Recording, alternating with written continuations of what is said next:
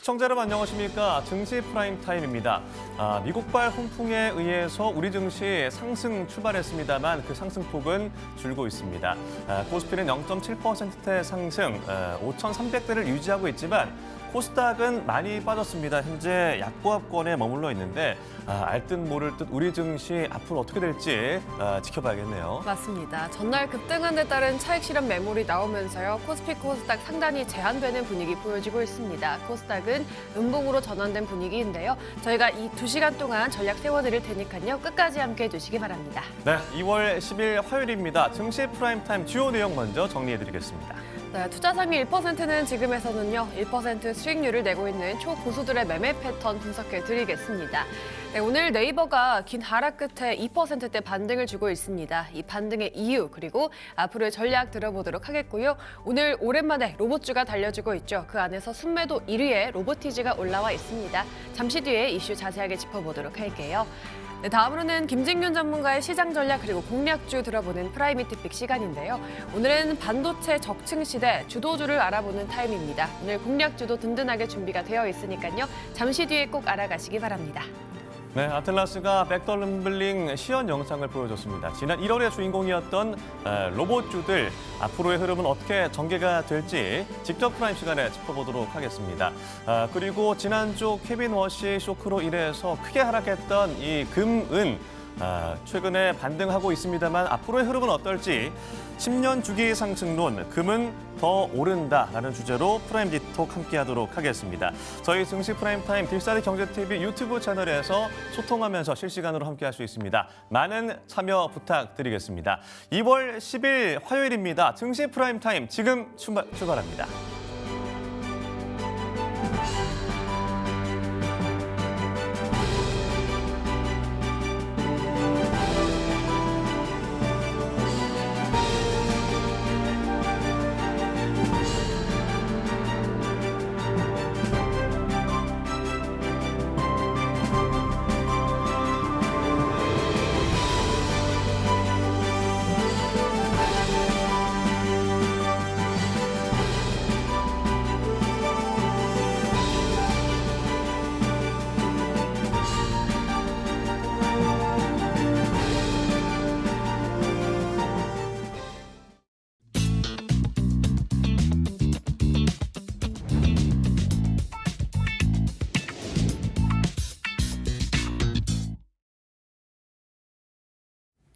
네, 1% 초고수들의 수익 매매 패턴을 분석하는 투자 상위 1%는 지금입니다. 오늘 시장 양대 지수는 엇갈린 흐름 보이고 있습니다. 희비가 교차하고 있는데요. 이 안에서 어떤 전략 필요한지 자세히 알아보겠습니다. 10시의 남자 제인시 투자자문 소재민 대표와 함께합니다. 안녕하십니까? 네, 안녕하세요. 네, 오늘 장 흐름 자체는 나쁘지가 않습니다. 지수는 약간은 주춤하긴 하지만 상승 종목 수가 우세하긴 하네요. 네, 그렇죠. 제가 이제 지난주 금요일부터 막 미증시에서 딱 이 기업 하나만 보면 된다라고 말했던 거 혹시 어디까지 회복하면 되게 좋은 신호다라고 말했던 것까지 기억하시나요? 네, 어제 외쳤던 오라클. 네네, 150불이었나요?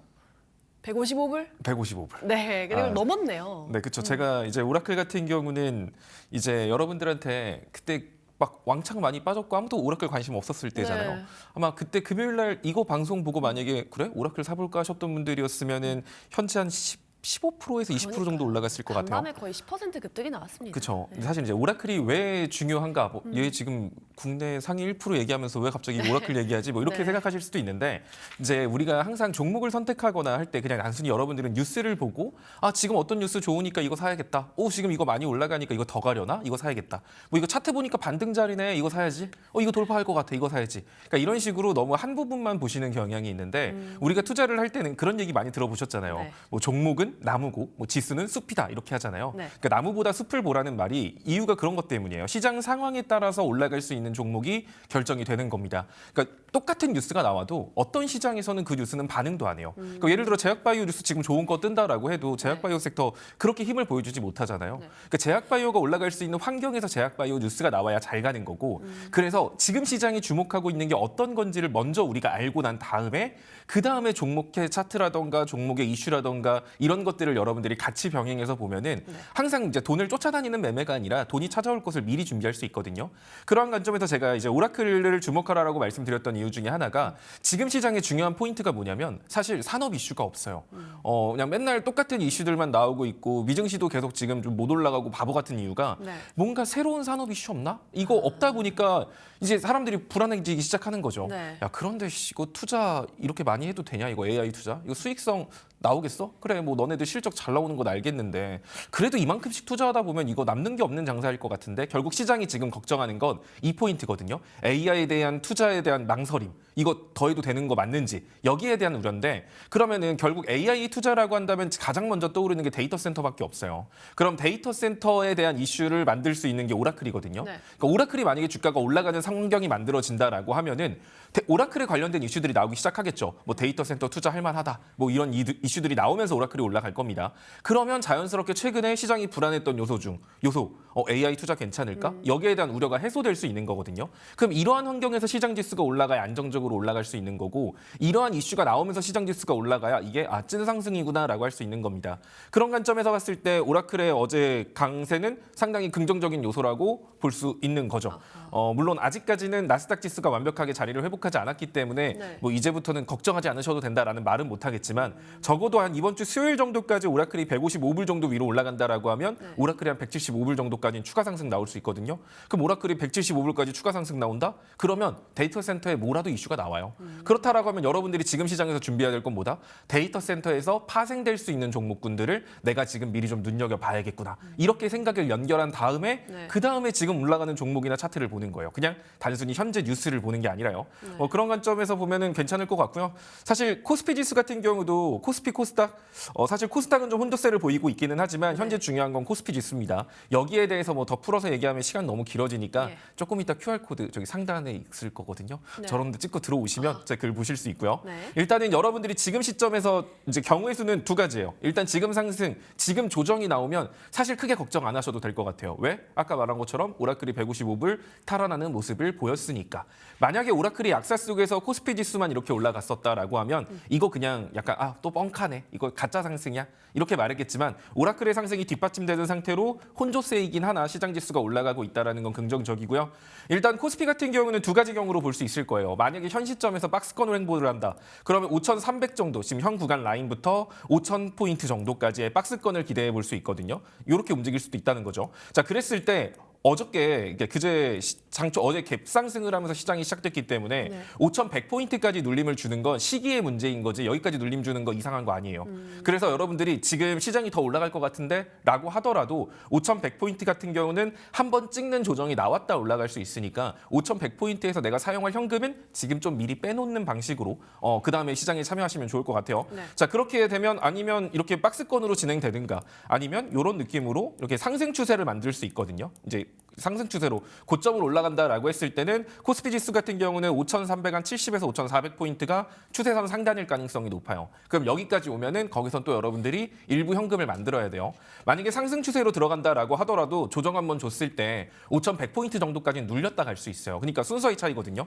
지금 한번 눌렸다 갈지 아니면 5,400부근 찍고 한번 눌릴지 결국 이 차이일 뿐이지 결국에 5,100 한 번은 터치하고 갈 가능성이 높기 때문에 이 자리에서 내가 사용할 현금은 미리 만들어 둔다. 그리고 여기까지 눌릴 수 있다는 걸 생각하면 저항 부근에 왔을 때 시장 지수가 5,100까지 눌리면 내 종목도 같이 눌릴 거 아니에요. 네. 그러니까 내 종목이 저항이 오면 더 가자 외치기보다는 시장 지수 5,100포인트까지 한번 눌릴 수도 있으니까 거기 오면 다시 살 수도 있겠네. 그러면 여기서 일부는 팔자. 이런 식으로 지금은 이제 여러분들이 저 5,100을 염두하면서 투자 전략을 잡으시면 될 것 같습니다. 네, 오라클 말씀하셨던 1차 155불은 좀 돌파를 해줬고요. 그 이후로는 175불까지 좀 가줄 수 있을지 그리고 시장을 짓눌렀었던 데이터 센터 불확실성을 제거해주는 뉴스가 나올지 그거에 따라서 나스닥과 그리고 국내 증시가 정말 반등을 이어갈지에 대한 실마리가 좀 나와줄 것 같습니다. 시장 전략 참고해 보시고요. 네, 그럼 다음으로는요. 고수들이 지금 실시간으로 사고 있는 종목들도 알아보셔야겠죠. 순매수 탑10 종목들입니다. 네, 오늘 장은 1위에 말씀드린 네이버 올라와 있고요. 자동차 관련주, 전전 관련주 모두 올라와 있습니다. 오늘 장 네이버가 긴 하락을 딛고 반등해주는 모습 보여주고 있고요. 2위에 올라와 있는 CMTX 같은 경우에는 신규 상장주입니다. 오늘 장은 6%대 하락 연출해주고 있고요. 대주전자재료 이틀 연속 급등해주고 있습니다. TP 상향 리포트가 나왔고요. 실리콘 음극재 그리고 전도성 페이스 기반의 독보적인 기술력을 갖고 있다라는 평가 받고 있습니다. 오늘 장 6%대 초강세 보여지고 있고요.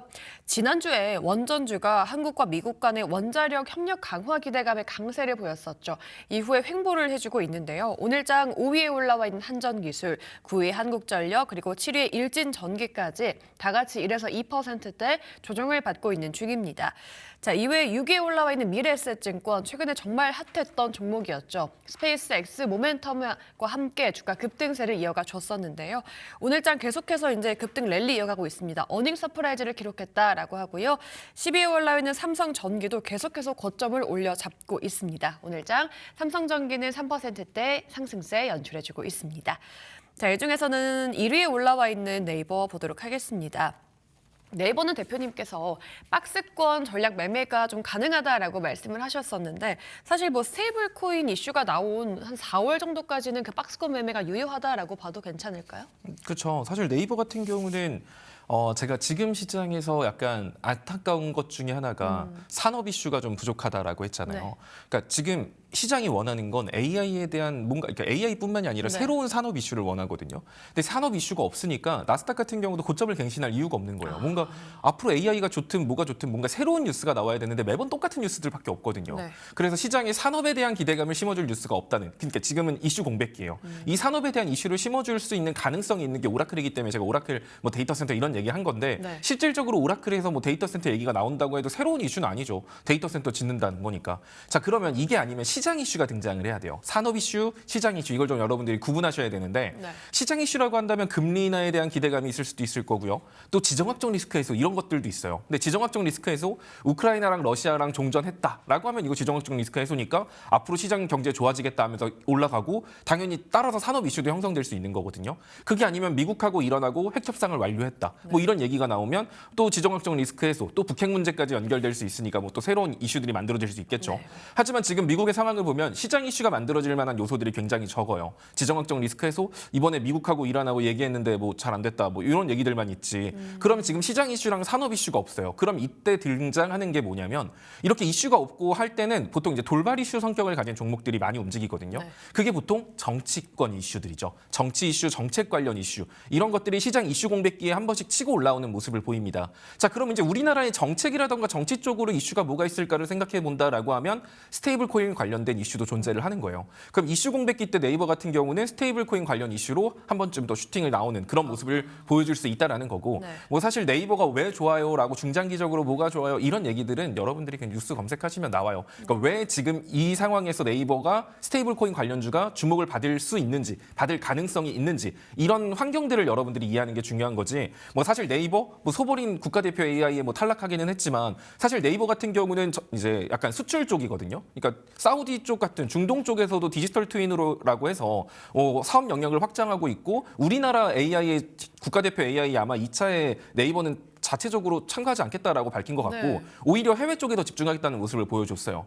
거기다가 이제 하이퍼클로버 이것도 현재 지금 카카오 같은 경우는 자체 AI에 좀 손을 놓고 오픈 AI랑 합쳤다라고 한다면 네이버 같은 경우는 여기 손 놓지 않았거든요. 네. 그래서 GPU 많이 확보한다라고 하고 또 2월부터 AI와 쇼핑을 접목한 뭘 한다 이런 식으로 네이버에 관련된 자체 이슈들은 굉장히 많아요. 근데 제가 이제 이걸 가지고 설명하지 않는 이유는 이거는 이미 다 공개된 이슈이기 때문에 이걸 가지고 여러분들한테 포장을 하면은 뭐 한도 끝도 없이 좋아지거든요. 네. 그러니까 네이버는 지금 그러한 관점, 아까 말한 것처럼 이슈 공백기에 스테이블 코인이라는 이슈가 시장에 부각될 수 있다는 점, 이런 포인트 때문에 지금 매수세가 들어온다 보시면 좋을 것 같고요. 네. 차트적인 관점에서도 지금 60, 121선 딛고 반등이 나오고 있기 때문에 여기서 기술적 반등만 나온다라고 하더라도 낙폭의 절반인 26만 5천 원 정도까지 회복하는 건 별로 어렵지 않을 거예요. 그러면 내가 지금 네이버를 들어간다? 짧게 봐서 나 요만큼만 먹고 나올게 하도 되는 거고요. 아까 말한 이슈까지 있다라고 하면 28만 원 정도까지 끌고 가도 되는 건데 제가 항상 네이버 말했죠. 네이버는 너무 쉬운 종목이라고. 그냥 얘는 이렇게 여러분들 표시해 놓고 주봉상 박스권을 형성하는 종목입니다. 그래서 이렇게 박스권 상단이 대략적으로 28만 원 라인인데 28만 원 찍으면 또 23만 원까지 내려갔다가 또 28만 원 찍고 갔다가 이렇게 반복하는 종목이에요. 자, 그럼 지금 자리는 어디죠? 박스권 중단 라인이에요. 네. 그럼 여기서 내가 네이버를 산다라고 하면 무조건 반등이 나올 거야 라는 생각보다는 얘가 박스권으로 움직이니까 뭐 까짓거 네가 밀릴 수도 있겠구나. 여기까지 한 23만 원까지도 밀릴 수 있겠는데 그럼 어차피 박스권 중단이라 크게 부담 안 가니까 지금 한번 사고 박스권 하단에서 한번 살게. 그리고 목표가 같은 경우는 박스권 상단 자리인 한 27만 원에서 28만 원 사이에서 내가 분할 매도하지 뭐. 이런 느낌으로 여유롭게 가져가시면 되고요. 네. 만약에 금요일 종가 기준으로 28만 원을 넘어섰다 네이버가 그러면 주봉상 박스권 상단을 돌파한 거니까 그때는 위로 많이 열립니다. 그럴 때는 신규 진입도 가능하니까 이러한 포인트들을 체크하고 종목을 보시면 좀 더 종목을 가지고 놀기 수월하실 거예요. 네, 좋습니다. 전체적인 이슈 공백기 안에서 네이버는 스테이블 코인 모멘텀이 부각될 수 있다라고 말씀을 해주셨고요. 박스권 매매 안에서 기술적인 반등, 회복에 대한 말씀해드렸습니다. 코멘트 잘 눈여겨보시면서 네이버에 대한 대응 전략 만들어 보시기 바랄게요. 네, 다음으로는요. 오늘 시장에서 1% 초고수들이 팔고 있는 종목도 보도록 하겠습니다. 매도 상위 10개 종목들은요. 오늘 로봇주, 반도체, 2차 전지, 조선주까지 좀 다양하게 올라와 있습니다. 오늘장 로봇주가 오랜만에 다 같이 반등을 해주고 있습니다. 1위에 올라와 있는 로보티즈도 강세를 보이고 있는데요. 오늘장 5%대 상승, 4위에 올라와 있는 레인보우 로보틱스도 2% 내외의 상승세 보여주고 있습니다. 로봇주가 강세를 보이면서요. 관련 수혜주로 묶이는 2차 전지주까지 함께 좀 주목을 받고 있습니다. 삼성 SDI 약한 반등 보여주고 있고요. 7위에 올라와 있는 이수 스페셜티 케미컬, 에코프로 BM까지 보합권에서 좀 머물러 있는 모습 보여주고 있습니다. 이외에 2위에 올라와 있는 SK 하이닉스 그리고 3위의 현대차까지 양봉을 좀 연출해주고 있고요. 오늘 조선주들도 나쁘지 않습니다. 오늘장 이딴 수주 소식이 좀 전해지면서 업황 회복에 대한 기대가 주가에 반영이 되고 있습니다. 6위에 올라와 있는 삼성중공업 강보합권에 머물러 있습니다. 자, 8위에 올라와 있는 LG 이노텍 한번 보도록 하겠습니다. 일단 작년에 연간 영업이익이 전년 대비 2배 가까이 증가를 했다. 역대 분기 최대를 기록할 것이다. 실적도 좋습니다. 그리고 본격적으로 성장할 것이다라는 그런 리포트들이 나오면서 오늘 6%라는 좀 강세를 보여주고 있기는 하거든요. LG 이노텍은 그럼 주가도 잘 가고 모멘텀도 있으니까 앞으로도 반등 이어갈 거다라고 봐도 괜찮을까요? 사실 LG 이노텍도 아마 지난주에 말했던 것 같은데요. 네. 이 종목도 제가 밑에서 떨어지고 있을 때 지금 시장에서 주목해야 될 것들 제가 LG 이노텍을 항상 여러분들한테 말했던 것 중에 하나가 네. 지금 로봇에 대한 관심은 다 이렇게 구동 약간 움직이고 팔다리 움직이고 네, 이런 네. 쪽이라고 한다면 결국 이제 중요한 건 로봇이 생각할 수 있는 시스템 반도체라 로봇이 사물을 인식할 수 있는 눈이 필요하다 뭐 이런 얘기들 했잖아요. 네. 그래서 이 눈이 될 수 있는 게 결국에는 카메라 모듈 렌즈 쪽인 거고 피지컬 AI랑 연결될 수 있는 부분들이 뭔가라고 생각을 해보면 네. 피지컬 AI 꼭 로봇만 있는 건 아니죠. 결국 그 AI를 입력시킬 수 있는 하드웨어를 우린 피지컬 AI라고 하는 건데 자율주행 자동차에도 충분히 피지컬 AI가 들어가겠죠. 그럼 이것도 피지컬 AI의 한 분야라고 볼 수 있을 네. 거고. 그럼 자율주행 자동차에도 카메라 모듈은 들어가네요. 자, 그리고 여기서 한 단계 더 나가서 메타 같은 경우가 지금 집중하고 있는 스마트 글라스라던가 이런 것들 생각해 보면 여기에도 AI를 적용한다. 그럼 우리가 이제 예전에 아이언맨 영화에서 봤던 그런 자비스 같은 그런 네. 느낌이겠죠. 자, 그럼 여기에도 뭐가 들어간다? 카메라 모듈은 들어간다. 그럼 피지컬 AI의 결국 핵심은 AI가 판단하기 위해 뭔가를 인식해야 된다라는 부분이거든요. 그럼 이 인식을 담당하는 게 카메라 모듈인 거고 카메라 모듈 같은 경우는 사실 우리나라의 기술력이 세계적으로 되게 압도적으로 높아요. 네. 그러니까 예를 들어 우리나라 뭐 감속기라던가 로봇의 부품들을 생각해 보면 사실 일본이나 이런 쪽의 시장 점유율이 훨씬 높고 그쪽의 기술력을 더 인정받고 있어요. 근데 우리나라 전 세계적으로 보면 1등만 인정하는 세상이잖아요. 네. 그런 점에서 봤을 때 카메라 모듈 같은 그 기술은 우리나라가 되게 압도적인 기술력을 가지고 있기 때문에 이런 쪽 같은 경우에 성장성은 전 앞으로도 굉장히 좋을 거라고 보고 있어요. 그런 관점에서 LG노텍, 삼성전기, MC넥스 이런 카메라 모듈을 영위하는 기업 같은 경우는 지속적으로 성장할 가능성이 높습니다.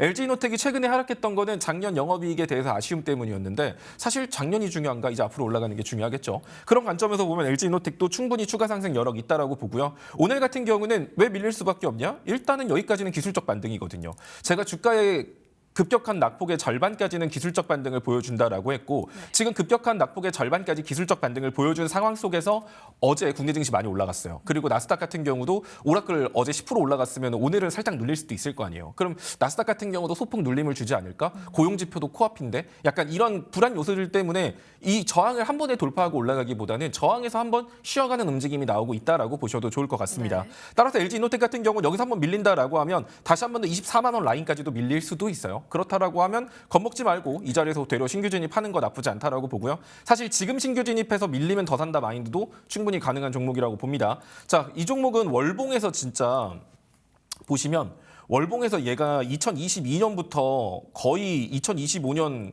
후반 될 때까지 네. 하락 추세 엄청 오랫동안 그러네요. 만들고 있었어요. 그러다가 이제 겨우 뚫은 거거든요. 근데 여기서 지금 한 3년 동안 하락 추세였다가 이제 추세 바꿨는데 여기서 다시 내리꼽는다? 아까 말한 것처럼 카메라 모듈이라던가 이런 실적 성장에 대한 이슈가 있음에도 불구하고 네. 여기를 내려간다라는 건 사실 잘 상상이 되지 않거든요. 따라서 해당 종목 같은 경우는 한 22만 5천 원 정도 라인 선만 잘 지켜준다라고 하면 저는 35만 원, 막 34만 원까지도 우상향 추세를 이어갈 수 있는 종목이라고 보고 있기 때문에 LG이노텍 좀 여러분들이 눈여겨보셔도 좋지 않을까 생각이 듭니다. 네, 로봇의 필수적인 눈, 이 카메라 모듈 관련주로 볼 수 있겠죠. LG이노텍 지지선을 이탈하지 않는 이상은 상승 추세를 좀 유지할 것이다라는 코멘트 들어봤습니다. 알려드린 전략 좀 참고하시면서 대응하시면 좋겠어요.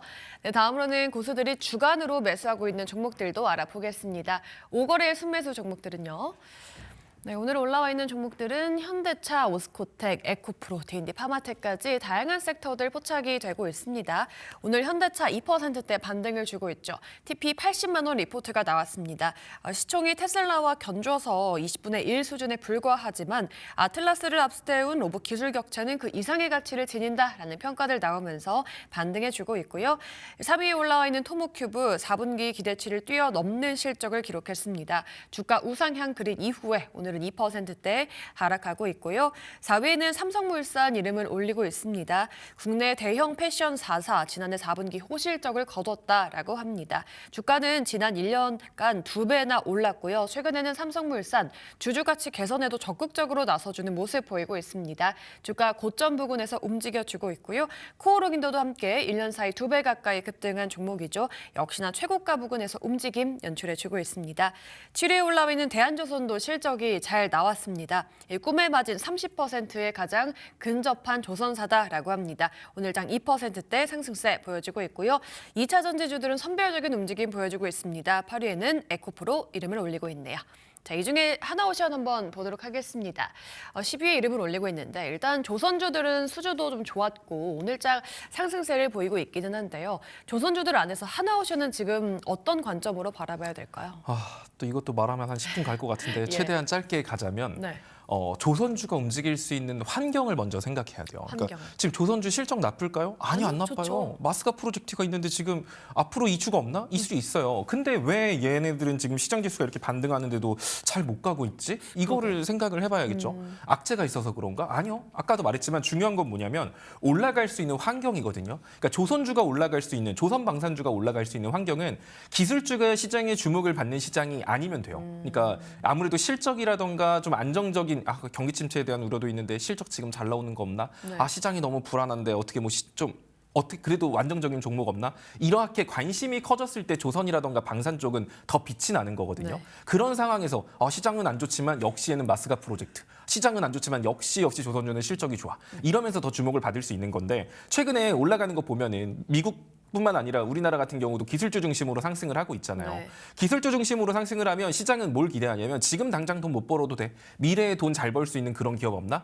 이런 쪽으로 관심이 가게 되니까 그럴 때는 조선이나 방산이 실적이 좋고 이슈가 좋아도 상대적으로 시장의 주목을 받지 못하는 거예요. 그러면 내가 지금 조선주를 투자하고 있다라고 한다면 앞으로 시장 좋을 것 같은데 얘 더 사야 되나? 이런 느낌이 아닌 거죠. 앞으로 뭔가 시장이 좀 불안해질 것 같은데 라는 느낌이 들었을 때 추가 매수 각을 잡는 게 맞는 거라는 거죠. 일단 이걸 머릿속에 넣어놓고 자 그럼 이제 하나오션은 뭐 끝장인가? 지금 보면은 일봉상으로는 단기 우하향 추세를 만들고 있어요. 지금 보면은 요런 느낌 지금 이 선 안쪽에서 오르락 내리락 지금 반복하고 있죠. 자 그러면 지금 위치는 어디죠? 하단에 더 가까워요. 네. 그러면 사실 지금 자리는 신규 진입을 해도 부담이 크게 없는 자리예요. 반대로 올라가면 어디서? 여기서. 예를 들어 뭐 지금 만약에 반등을 했다? 그럼 13만 8천 원, 14만 원 오면 여기 뚫고 올라가면 문제가 안 되겠지만 여기서 밀리면 또 저점 내려갈 수도 있다는 거잖아요. 지금 보시면 아시겠지만.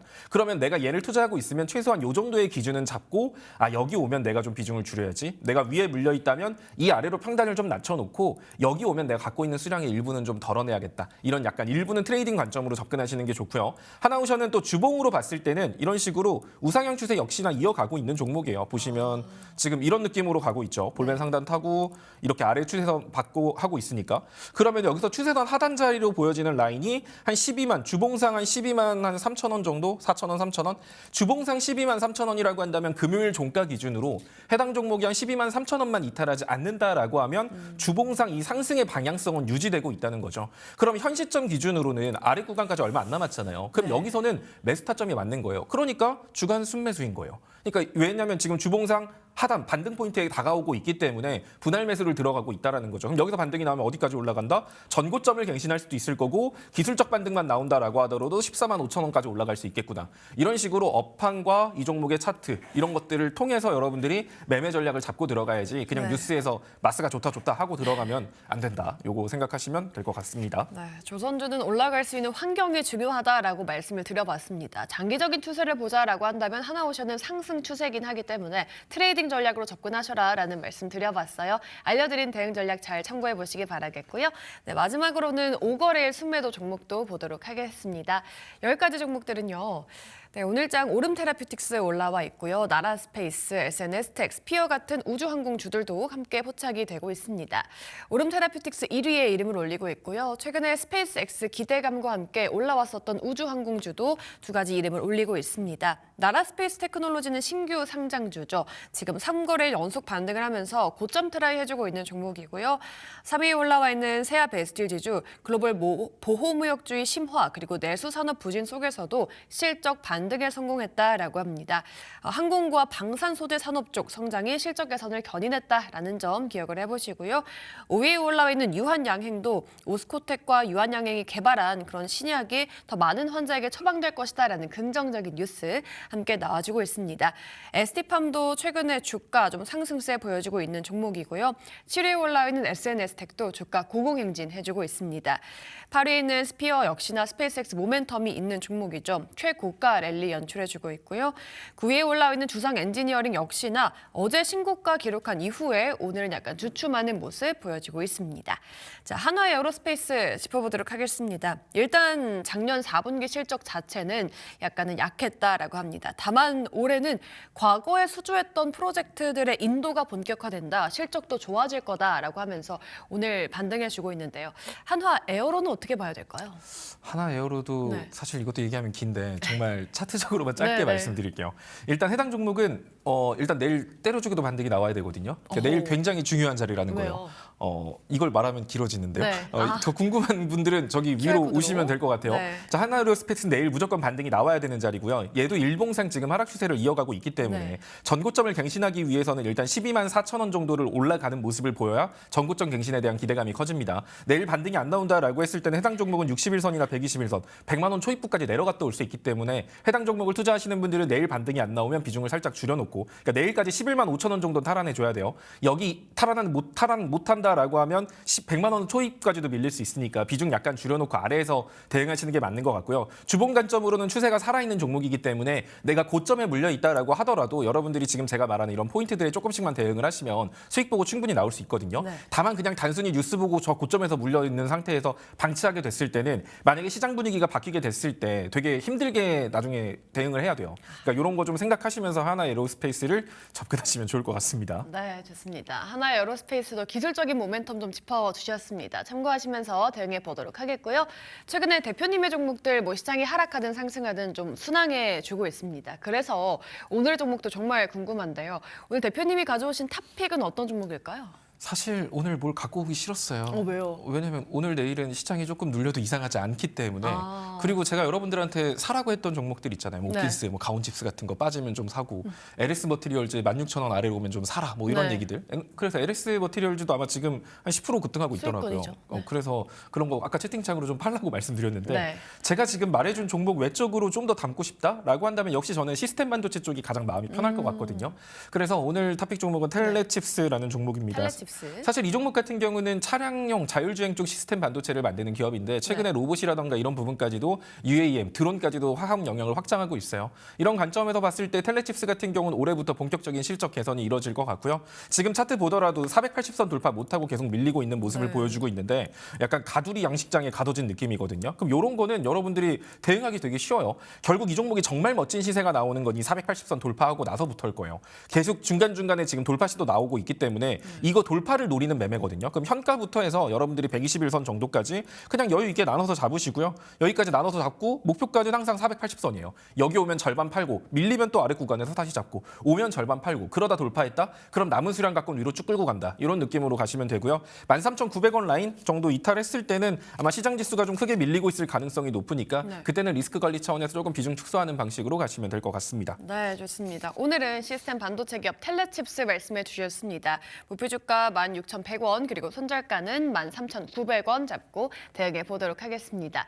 네, 타피까지 정말 쉼없이 달려왔는데요. 사실 대표님의 시장 전략이 정말 궁금하거든요. 내일도 좀 중요하다라고 하셨잖아요. 그렇죠. 이게 항상 이런 얘기를 마지막에 하는데 시간을 항상 제가 초과해가지고 이렇게 얘기를 앞부분부터 지금까지 들으셨던 분들은 아 제가 보는 관점이 뭔가 남다르구나라는 걸 느끼셨을 것 같아요. 느끼셨죠. 더 말 안 할 테니까 더 많은 거 알고 싶으신 분들은 아래 오셔서 배워가시면 될 것 같습니다. 네, 좋습니다. 소재민 대표님만의 특별한 투자 전략 궁금하신 분들 인사이트까지 얻어가시면 좋을 것 같아요. 아래 QR코드 타고 들어가시면 되겠습니다. 네, 오늘도 투자상의 1%는 지금 JNC 투자자문 소재민 대표와 함께했습니다. 오늘 말씀 고맙습니다. 감사합니다.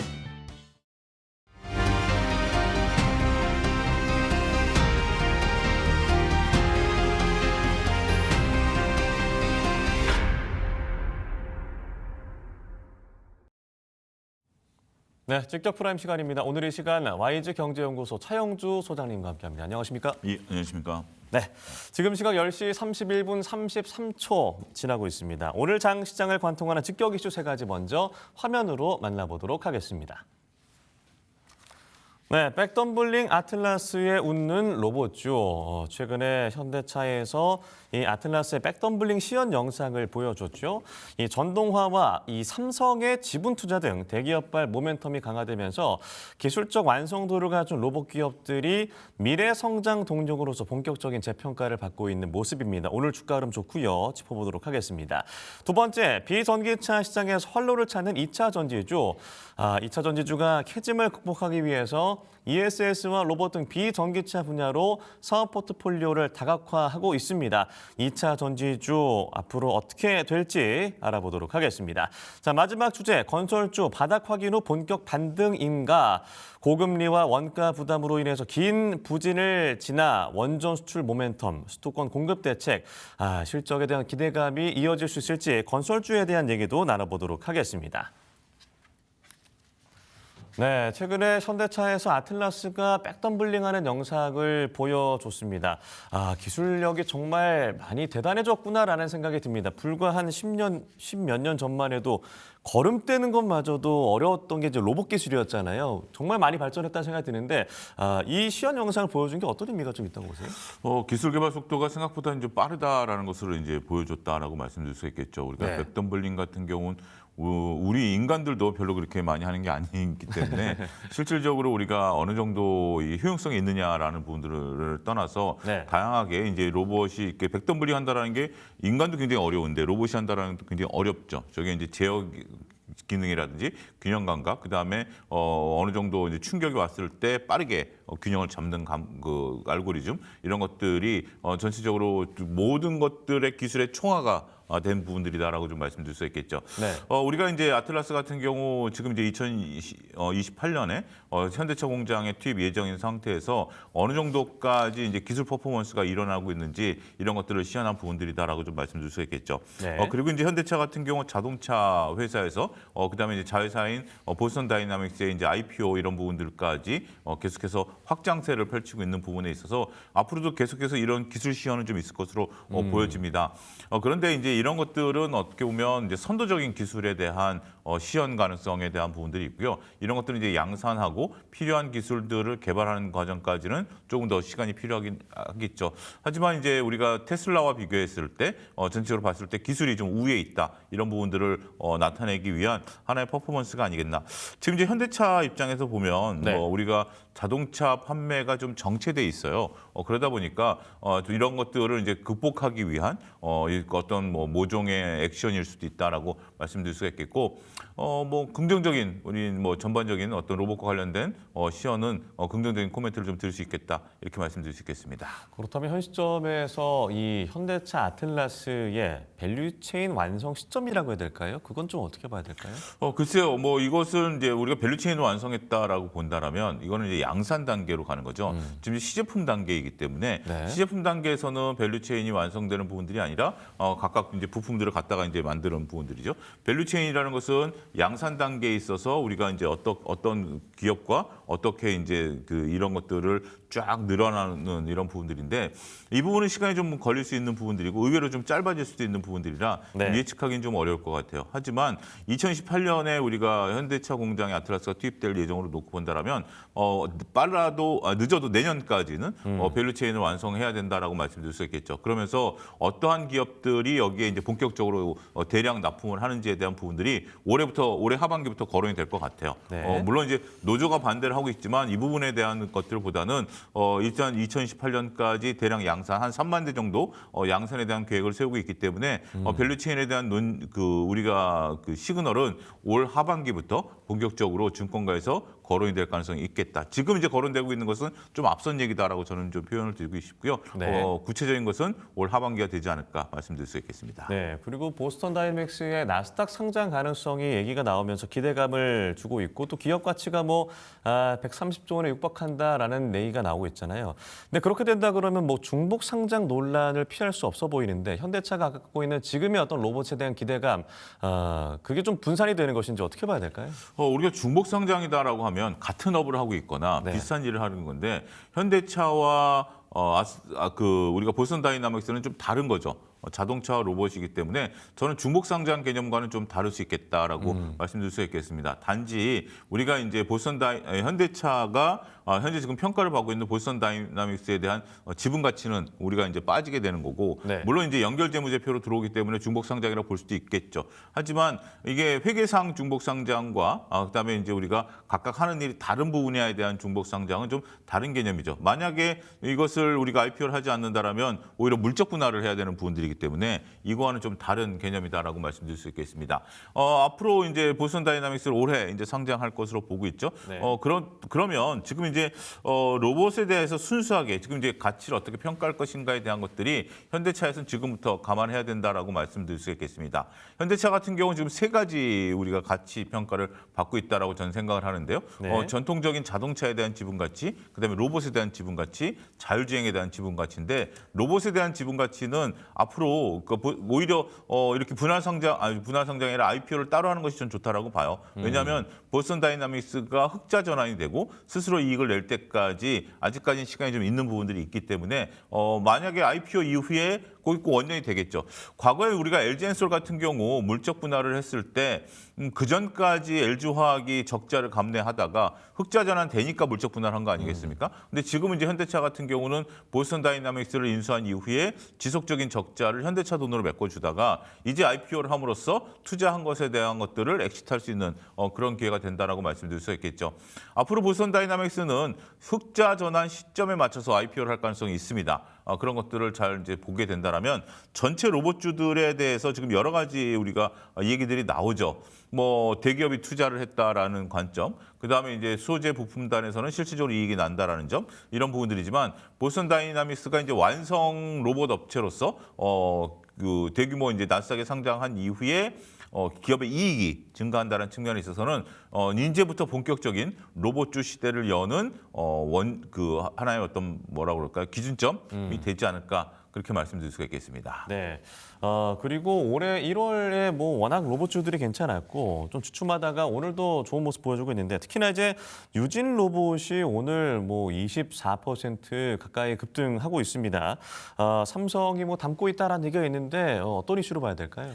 글쎄요, 이거는 저는 뭐 지금 현재 상태에서는 추격 매수는 상당히 좀 어렵다라고 좀 말씀드릴 수가 있겠고 오늘 갭으로 뜬 상태에서 17% 이상 갭으로 뜬 상태에서 우리가 이제 이렇게 또 올라가는 모습들이 좀 보여주고 있죠.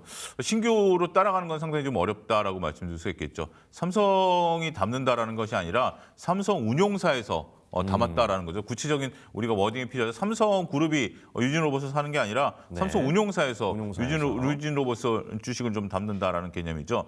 그러한 부분들로 인해서 주가가 올라가고 있습니다만 저게 이제 수급 논리로 우리가 쳐다봐야 된다라고 말씀드릴 수가 있겠고 단기간에 주가가 상당히 많이 올랐다라는 측면. 오늘 여러분들 주변의 상황들을 놓고 보면 주식시장이 그렇게 본격적으로 상승 흐름들이 보여주고 있지는 않아요. 네. 특히 로봇주들도 그렇고 유진 로봇 홀로 오늘 조금 상승 흐름을 좀 나타내고 있는 것으로 보여지기 때문에 오히려 보유하고 계신 분들은 올라올 때마다 물량을 저는 조금씩 줄여가는, 그러니까 지금 신규 매수 관점이 아니라 물량을 줄여가는 전략이 필요한 오히려 시점이 아니겠나라고 좀 말씀드릴 수가 있겠습니다.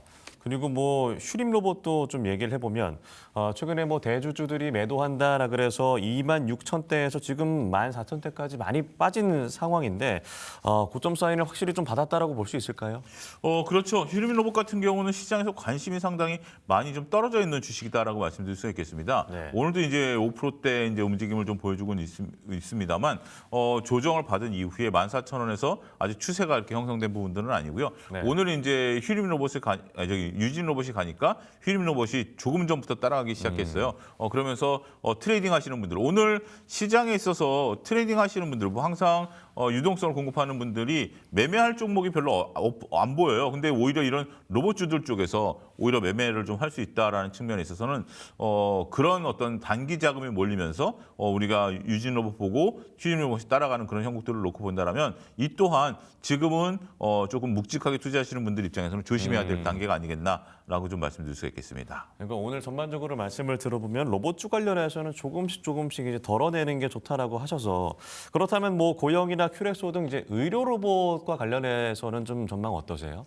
우리가 이제 고용 같은 경우 이제 의료용 로봇 같은 경우는 매출 비중이 10%밖에 안 됩니다. 그러니까 이제 로봇주로 올라갔느냐 아니면 반도체 검사 장비로 올라갔느냐라는 부분들을 놓고 보면 저는 의료용 로봇 같은 경우는 어차피 중기적으로는 좋습니다. 하지만 그 마찬가지로 이제 봐야 될 것 같아요. 전반적으로 로봇과 관련된 테마에 대해서는 오늘 가장 중요한 게 제가 여기서도 한번 말씀드렸고 다른 방송에서 말씀드렸다시피 네. 레인보우 로보틱스를 저는 기준점으로 보거든요. 레인보우 로보틱스가 일단 조정세를 계속해서 나타내면서 하락 추세를 좀 보이고 있죠. 고점을 찍은 이후에 레인보우 로보틱스가 조정세를 나타내고 있다.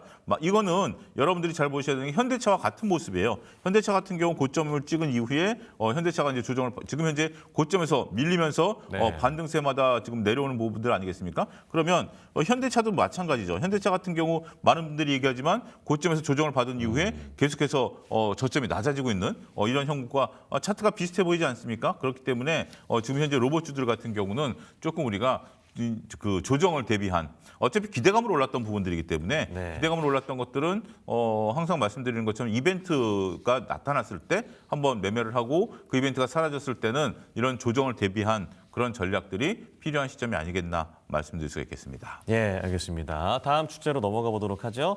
비전기차 시장에서 활로를 찾는 2차 전지주, 이 캐즘 앞에서 ESS 그리고 로봇에 대한 기대감으로 인해서 실적이 좀 개선되는 것이 아니냐라는 얘기들이 있는데 소위 이제 배터리 빅3라고 하는 어떤 기업들의 비전기차 산업 내의 어떤 평가 어떻게 좀 해볼 수 있을까요?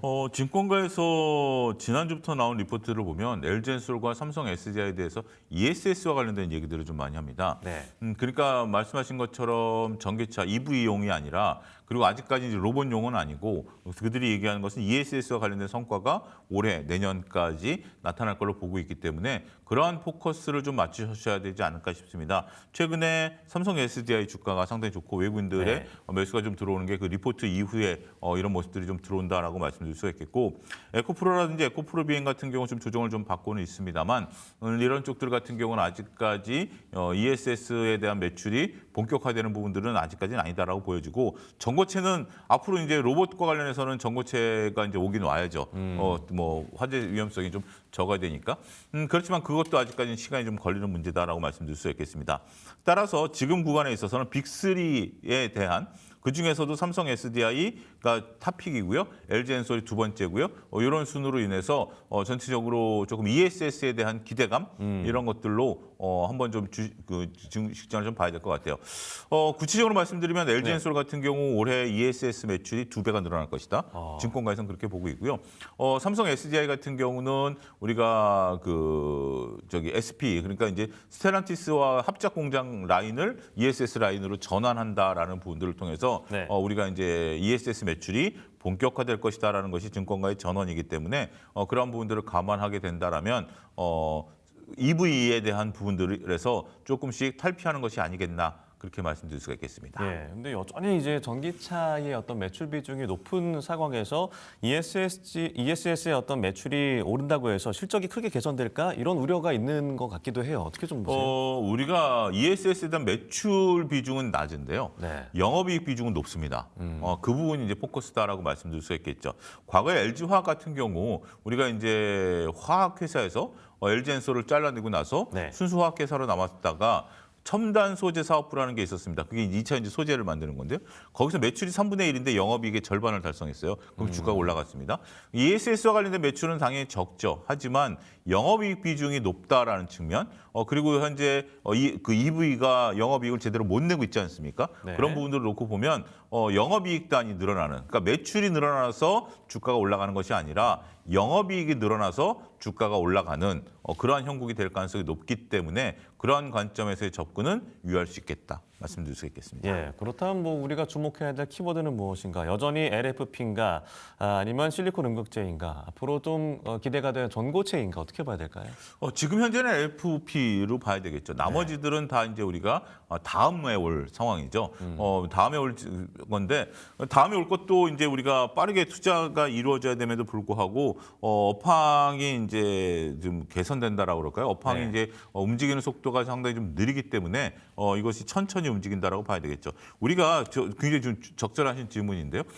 우리가 이제 지금 이제 뭘로 봐야 되느냐라는 거죠. 미래를 봐야 되느냐, 현실을 봐야 되느냐인데 네. 2000년은 그동안 너무 미래만 봤어요. 너무 미래만 봤는데 현실이 지금 현재 조금 안 좋다라는 거죠. 그래서 네. 현실이 개선되는 거를 보면서 미래를 보자. 그런 관점에서 놓고 본다라면 지금 시점에서는 LFP와 ESS에 관련된 부분들이 얼마만큼 좋은 퍼포먼스를 보일 수 있느냐 여기에 포커스를 맞추자. 이렇게 말씀드릴 수 있겠습니다. 그럼 LFP와 ESS에 가장 앞서 있는 탑픽 기업은 아무래도 뭐 삼성 SDI가 삼성 SDI, 지금으로서는 이제 가장 앞서 언급들 그래서 외국인들이 적극적으로 매수를 하고 있는 거고 증권가에서도 그와 관련된 리포트들을 쏟아내고 있다 이렇게 좀 말씀드릴 수 있겠습니다. 예, 알겠습니다. 2차 전지주에서 앞서 있는 기업 삼성 SDI 짚어주셨고요. 자, 마지막 주제에 넘어가 보도록 하겠습니다. 건설주 바닥 확인 후에 본격 반등 하나입니다. 최근 뭐 원전에 대한 기대감으로 오른 기업들이 있습니다만 이렇게 실적 턴어라운드의 어떤 연속성이 이어질 수 있을지 이 부분 어떻게 봐야 될까요? 지금 건설사들에 대한 그러니까 이제 우리가 관심이 그렇게 높지는 않았죠. 네. 그런데 오히려 증권가에서는 관심이 높습니다. 리포트들이 상당히 많이 쏟아져 나오고 있는 그런 상황이다라고 말씀드릴 수 있겠고요. 우리가 이제 건설사라고 한다라면 뭐 원전과 관련된 부분들도 있었고요. 그렇고 이제 한편에서 미분양에 대한 부담감 이런 부분들이 있습니다만 올해 내년 실적이 상당히 많이 좋아질 걸로 봐요. 네. 그다음에 우리가 여러 가지 이제 글로벌 해외에서 이제 악재를 털어내고 국내에서의 수주가 늘어나고 있다라는 점 네. 이런 것들을 보고 그러면 영업이익이 대폭 개선된다. 예를 들어서 GS건설 같은 경우 올해 영업이익이 10%대에 달할 것으로 보고 있거든요. 영업이익률이 10%대에 달할 것으로 보고 있기 때문에 그런 부분들이 이제 시장에서 관심을 좀 끌면서 건설주들에 대한 새로운 퍼포먼스. 그러니까 많은 분들이 지금 이제 우리가 조방 원전 반도체 자동차 여기에만 생각을 좀 하고 계시고 일부 투자자들은 이제 증권주 뭐 이런 것들을 보고 있습니다만 건설주들도 최근에 증권가에서 리포트들을 좀 많이 내고 있다라는 점도 그러한 것들이 이익이 개선될 것이다. 이런 얘기들이 좀 나오고 있기 때문에 여기에 좀 관심을 갖는 것도 저는 필요한 포인트다. 그러니까 우리가 투자라는 것이 너무 한쪽으로 쏠림 현상들이 나타난다는 것은 네. 별로 그렇게 좋아 보이는 것은 아니거든요. 워낙 여러 가지 다양한 포트폴리오를 구성을 해야 되는 부분들이 있기 때문에 그러한 부분들에 대해서는 건설사도 이제는 관심을 가질 때가 됐다. 이렇게 말씀드릴 수가 있겠습니다. 예. 요즘 뭐 건설 경기가 좋냐라고 하면 또 그렇다고 막 답하기는 사실 어려운 상황인데 일단은 뭐 원전에 대한 모멘텀으로 추가 상승 여력은 있는 것인지 정부가 최근에 뭐 신규 원전 건설 계획을 발표하긴 했습니다만 해외 원전 수주 등 이런 부분은 좀 어떻게 봐야 될까요? 이건 역시 기대감이죠. 오늘 이제 대우건설 같은 경우가 거의 뭐 한 28%, 26% 상한가, 예, 거의 상한가가 가는 건데 네. 우리가 이제 현대건설도 그렇고 대우건설도 그렇고 삼성물산도 그렇고 요게 이제 우리가 원전 주기기 그다음에 이제 SMR 뭐 이런 부분들에 대한 퍼포먼스를 보일 가능성이 있다라고 보여지는데요. 대우건설도 갖고 계신 분들도 오늘은 물량 줄여야죠. 이런 퍼포먼스는 더 간다라는 개념보다는 물량을 이제 줄여야 된다라는 거고. 그렇다고 해서 지금 이들이 수주를 해서 지금 이제 그 원전을 짓고 있느냐? 이것도 아니죠. 확정된 건 아니고. 확정된 것도 아닌 부분들이고 확정됐다 하더라도 우리가 이집트 원전에서는 또 지금 현재 이익이 나냐 안 나냐 지금 그러고 있는 부분들 아니겠습니까? 그런 부분들은 신중히 검토하셔야 되는데 역시 이런 것들은 이제 기대감으로 올라왔던 부분들이 있기 때문에 네. 기대감이 있을 때 로봇주도 마찬가지입니다. 원전주도 마찬가지고요. 기대감이 있을 때 그 이벤트 드리븐 전략으로 보셔야 된다라고 말씀드릴 수가 있겠고 우리가 이제 봐야 될 것 같아요. 그러니까 이게 원전으로 올라가느냐 아니면 실적으로 올라가느냐라고 봤을 때 원전으로 올라간다라면 어느 정도 올라오면 우리가 좀 엑시트를 해야 되는 부분들 좀 있는 거고 실적으로 올라간다라면 반도체처럼 꾸준히 끌고 가야 되는 그런 부분들이 있는 거죠. 그래서 여러분들이 단순하게 지금 이제 그 원전으로 좀 보느냐라는 부분들을 봤을 때는 오늘 뭐 한전 기술도 한 2.6% 빠지고 있고 두해 비율도 1.3% 정도 빠지고 있다라고 보면 네. 이런 상태에서 저기 대우건설이 이렇게 올라간다? 그러면 뭐 굉장히 좀 기분 좋은 일이죠. 기분 좋은 일이지만 그럴 때 이익을 챙기는 것도 하나의 전략이 될 수 있지 않을까 조심스럽게 말씀드리도록 하겠습니다. 예, 최근 이재명 대통령이 이 부동산 관련된 얘기가 많이 나오고 있고요. 특히나 129 부동산 대책에서 수도권 주택 6만 호를 짓겠다라는 얘기인데 사실 이전의 정권에서도 그런 공급 계획은 내놨습니다만 실질적으로 지어진 경우가 많지 않았기 때문에 이 부분은 좀 어떻게 봐야 될 것인가? 이것도 어차피 중기적인 모멘텀이죠. 예. 하지만 단기적으로 건설사들이 이제 재건축 네. 하는 부분들이 있는 거고 뭐 압구정도 지금 재건축 수주전이 붙었고 이런 부분들이 있기 때문에 이거는 이제 중기적인 어떤 그 우리가 이제 추세를 볼 수 있는 거고 네. 올해 이제 단기적으로 앞서 언급드렸던 몇몇 건설사들은 수주장과 많아요. 그런 부분들이 있기 때문에 근데 수주장과 있다 하더라도 착공 시기는 조금 할 수 있는 부분들이 있고 또 한 가지 이제 기존에 만들었던 그 주택 같은 경우도 추가 분담금을 또 통해서 네. 이익을 또 쟁취하는 그런 부분들이 있기 때문에 건설사들은 지금이 너무 좋다. 그러니까 우리가 이제 건설사들은 이제 깊게 분석을 안 하다 보니까 네. 원전 얘기를 하게 되고 수도권 얘기를 하지만 지금 건설사들은 재무제표가 좋게 나와요. 좋게 나오고 있다라는 거. 생각보다 건설사들이 그다음에 우리가 조금 안 좋은 뭐 좀 집을 지을 때 뭐 철근을 뺐다라든지 이러면서 다시 짓거나 뭐 이런 부분들에 대한 대손도 다 떨어내고도 이익이 날 정도로 상당히 건설사들의 이익 모멘텀이 좋아졌어요. 그러니까 몇 년 동안 건설사들이 미분양이라든지 그런 것들을 보면서 이익 관리를 하기 시작했어요. 네. 이익 관리를 하기 시작했고 이런 이익 관리를 한 것들이 실질적으로 작년 말부터 올해까지 재무제표에 반영이 되기 시작했기 때문에 그런 관점에서 보게 된다면 조금 긍정적인 모멘텀 저는 가져갈 수 있지 않을까 말씀드릴 수가 있겠습니다. 네, 근데 이번 정부에서 공공 주도로 해서 진행하려는 좀 부분들이 있어서 민간 건설사에게는 영향이 얼마나 있을지도 궁금할 것 같은데요. 우리가 이제 어차피 다 입찰을 하는 건데요. 공공 같은 경우, 그러니까 우리가 건설 같은 경우, 이제 공공건설 같은 경우는 입찰 단가가 나와 있는 거고요. 네. 그리고 이제 민간이 스스로 개발하는 거에 대해서는 이익이 10%가 넘게 남는 부분들이기 때문에 좀 다른 거죠. 그렇다 하더라도 건설사 입장에서는 공공건설을 할 수 있는 부분들은 하는 거죠. 근데 이제 공공 같은 경우 맞지 않으면 안 합니다. 우리가 굉장히 이례적인데요. 최근에 한 1, 2년 전인가요? 제가 정확하게 그 시기는 기억이 나질 않습니다만 철근 가격이 급등하면서 짓기 어려우니까 통영 터널 공사를 현대건설이 포기를 해버렸어요. 입찰을 받았는데 네. 이런 것고 그다음에 그때 당시에 공공건설 입찰이 들어갔는데 대형건설사들이 참여를 안 했어요. 그런 부분들이 있는 거죠. 그러니까 마진율이 그러니까 공공 같은 경우 마진율이 딱 정해져 있어요. 단가표에 정해져 있고 그런 부분들인데 만약에 여기 입찰을 참여한다 먹을 것이 있다라는 거예요. 그리고 수주산업 같은 경우는 장치 산업이기 때문에 종업원들 월급만 줄 수 있어도 우리가 배 같은 경우 저가 수주를 하는 이유가 그런 거거든요. 종업원들 월급만 줄 수 있어도 수주를 받아요. 이익을 안 내더라도. 왜냐하면 고정비가 워낙 높은 기업들이기 때문에 그런 부분들을 놓고 보면 이것이 이익을 좀 적게 남기는 거지 건설사들에게 있어서는 뭐 나쁘거나 악재가 된다라는 것과는 좀 거리가 있다. 이렇게 설명을 드릴 수가 있겠습니다. 그럼 현 구간에 어떤 매수 가능한 건설주의 탑픽은 어떻게 꼽으실 수 있을까요? 제가 이제 탑픽으로 준비한 건설사가 있는데요. 네. 그럼 그 부분은 이제 뒤에 가서 좀 말씀드리도록 하겠고요. 예. 그다음에 지금 같은 경우는 우리가 현대건설 같은 경우 좀 잠깐 좀 보충 설명을 좀 드리도록 네. 할게요. 현대건설 같은 경우 이제 원전과 관련해서 어제 리포트가 나온 게 있는데요. 원전 한 5기 정도 건설할 수 있을 정도로 우리가 현대건설 같은 경우 역량이 좀 있다. 그런 얘기가 나오면서 이제 다른 건설사 대비해서 좀 견조한 움직임을 좀 보여주고 있죠. 오늘 대우건설과 차별화된 모습들을 좀 보여주고 있는데요. 네. 오히려 원전 같은 경우 보실 때 대우건설을 보여주셨다면 현대건설로 갈아타는 것도 원전 쪽으로 본다라면 하나의 전략이 될 수 있다라는 것도 말씀드리도록 하겠습니다. 그럼 오늘 장 탑픽 종목도 짚어주시죠. 오늘 장 탑픽은 이제 GS건설입니다. 네. GS건설 같은 경우는 좀 4% 정도 올라가면서 견조한 흐름들이 좀 나타나고 있는데요. 어제도 이제 상당히 좀 나름대로 주가가 좀 올라간 부분들이 있죠. 전체적으로 봤을 때 이제 건설사들에 대한 관심이 좀 높아진 부분들이 있는데요. 국내에서 수주한 것들이 좀 많습니다.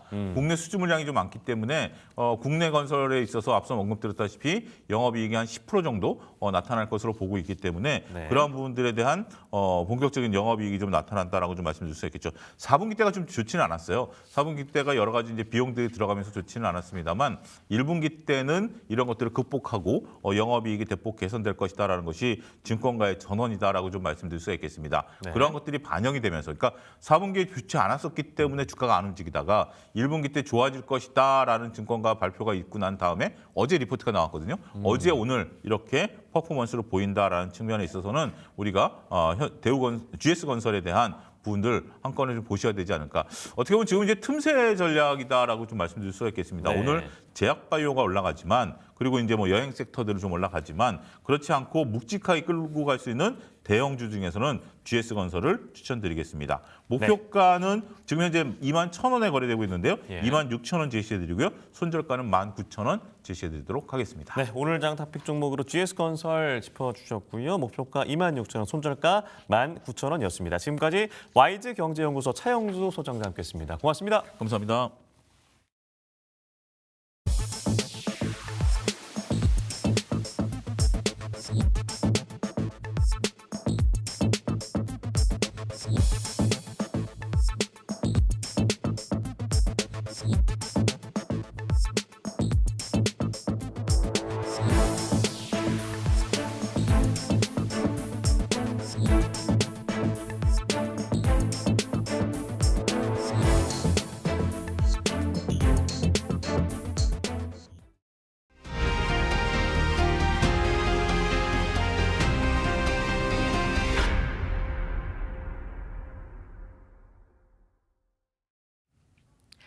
프라이미트 픽 시간입니다. 시장 변동성을 보여주고 있는데요. 이 안에서 공략해야 할 만한 관심주 그리고 공략주까지 한 번에 알아보도록 하겠습니다. 프라이미트 픽 오늘도 딜사이트S 김진균 전문가와 함께합니다. 전문가님 안녕하십니까? 안녕하세요. 네, 오늘 코스피 같은 경우에는 외국인과 기관 매수세에 버텨주고 있는 모습이고요. 반면에 코스닥 같은 경우에는 1%대 계속해서 좀 밀리고 있는 모양새입니다. 오늘 장은 좀 어떻게 바라보십니까? 네, 어제 제가 나스닥 추가 상승 가능성 높다라고 말씀을 드렸었는데요. 실제로 나스닥 멋지게 올라갔죠. 네, 지난주 목요일에는 나스닥 하락도 마쳤고요. 그리고 금요일에는 또 반등도 마쳤습니다. 그리고 월요일 상승도 또 마쳤죠. 네, 제가 증시 방향성 잘 본다고 숫자를 말씀드렸었는데 만약에 여러분들께서 뭐 해외 선물이라든지 혹은 미국 주식 하시는 분들 같은 경우에는 제가 공개방 들어오시면 크게 아마 도움이 되실 겁니다. 자, 그런데 오늘 국장은 보시다시피 탄력이 둔화가 되고 있어요. 네, 제가 어제도 여러 공개방에 말씀을 드렸었는데 지수가 올라서 좋긴 하지만은 지수가 살짝 좀 약간 거시기하다 이렇게 제가 설명을 드렸었거든요. 왜 그러냐면 코스피의 일봉을 보게 되면은요 지금 헤드앤숄더예요. 네, 그러니까 여기서 만약에 장대 연봉이 나오거나 그러니까 급락을 하는 양상을 보이게 되면은 이게 헤드앤숄더 패턴이 만들어지는 거예요. 그래서 상당히 지금 조심스럽다라는 거죠. 기술적 측면에서 봤을 때. 하지만 그나마 외국인들이 오늘 매수를 해주고 있기 때문에 다행이긴 합니다. 네, 그래서 오늘 코스피 지수의 관전 포인트는 뭐냐면 오후장까지 외국인들의 매수세가 꾸준히 유입이 되는지 그리고 지수 또한 밀리지 않고 버텨줘야 돼요.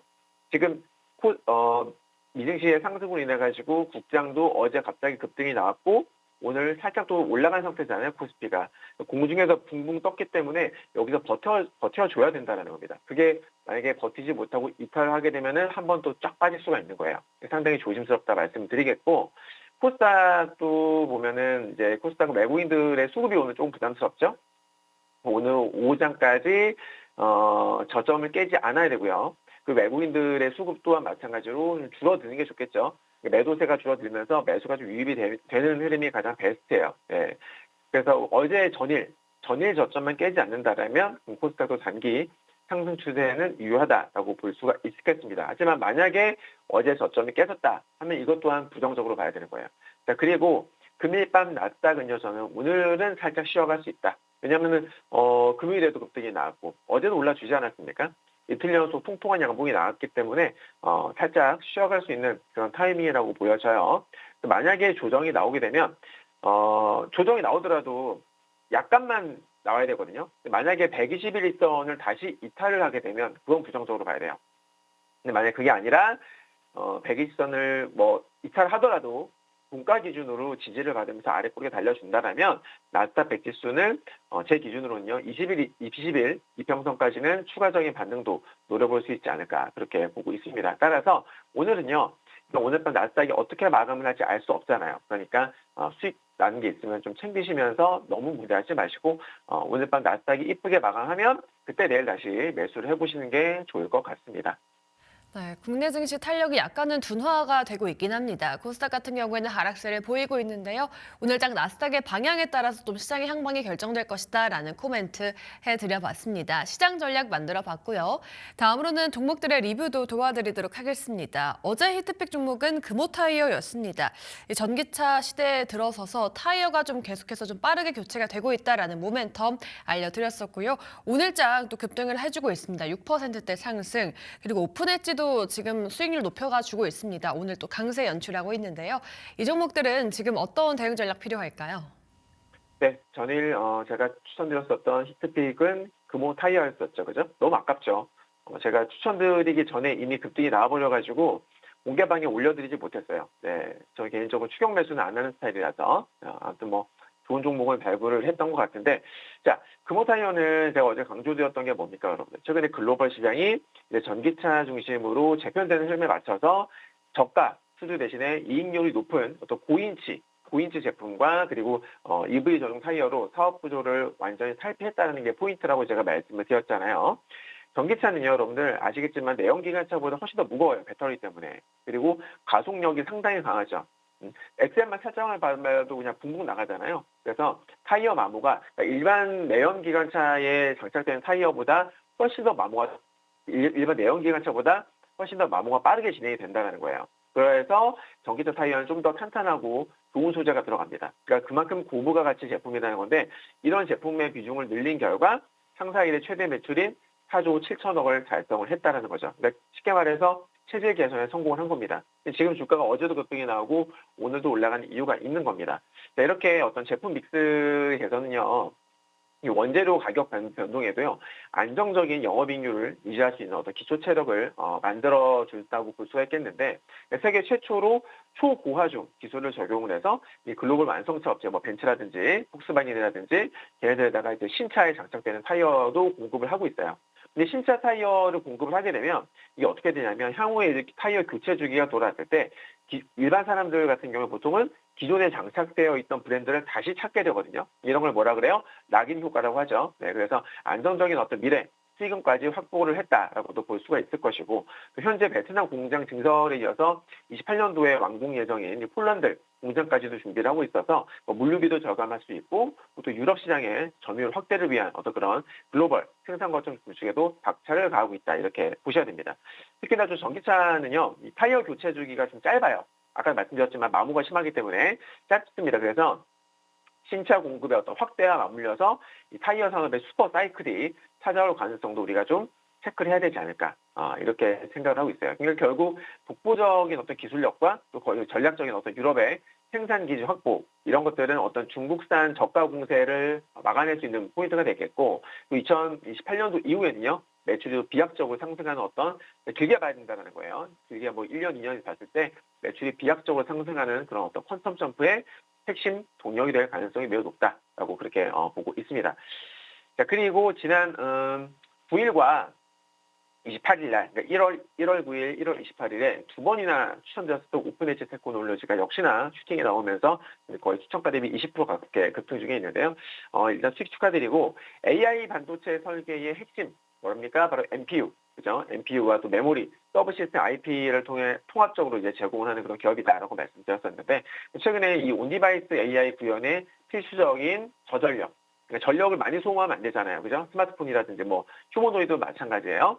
저전력과 고성능 이런 기술력을 인정을 받으면서 삼성전자라든지 뭐 TSMC의 어떤 공식 파트너로 자리를 잡은 그런 기업입니다. 그러니까 얘네들은 설계도를 제공을 하고 라이센스를 받죠. 라이센스 수익이 떨어지고요. 그리고 그 제품이 양산을 하게 되면은 거기에서 발생하는 로열티 수익까지 챙길 수 있는 그런 기업이에요.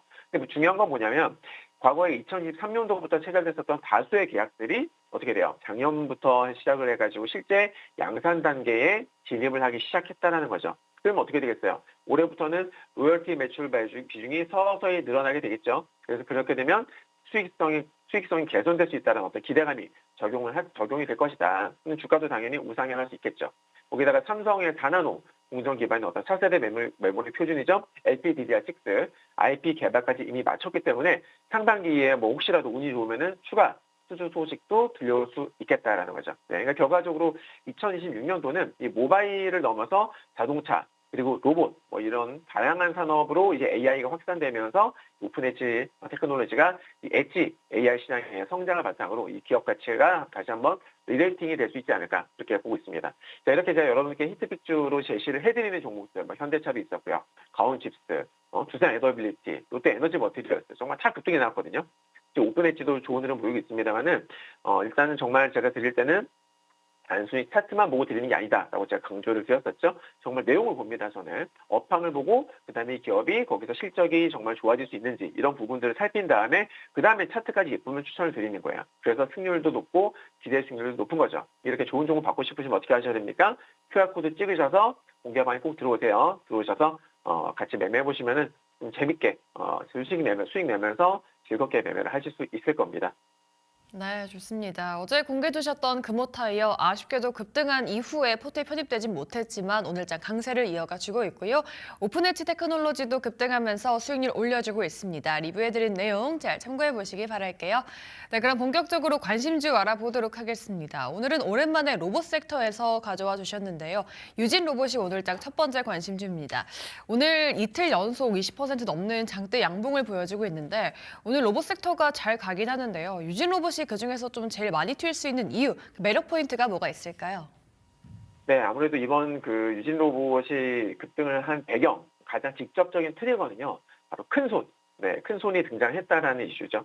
그러니까 지난 2월 5일이었을 거예요. 아마 삼성자산운용이 유진 로봇의 지분을 5% 이상 신규 확보했다는 소식이 전해졌는데 그러니까 주식시장에서 어떤 기관이라든지 특히나 이제 이름이 있는 유명한 삼성 같은 네임드 운용사가 지분 5% 이상 확보했다 이런 공시가 뜨게 되면 이거는 이제 어떤 얘네가 뭐 단타 치고 빠져나가려고 하는 게 아니라 정말로 이 기업의 어떤 중장기적인 성장 가능성에 베팅했다라는 어떤 강력한 시그널로 해석이 돼요. 그래서 그런 것들이 단기적으로 호재로 인식이 되거든요. 그러니까 지금 유진 로봇이 급등이 나오는 것도 그러한 배경 때문입니다. 특히나 삼성이 이 로봇 산업을 또 미래의 먹거리로 점찍었잖아요. 그래서 레인보우 로보틱스의 지분도 많이 인수를 한 거 아닙니까? 그러니까 이런 관련 기업들의 삼성이 전방위적으로 지금 막 투자를 이어나가고 있는 상황이다 보니까 유진 로봇도 야 이번에는 삼성이 레인보우 다음에 유진 로봇을 선택을 했구나라고 하면서 지금 막 급등이 나오고 있는 거예요. 네.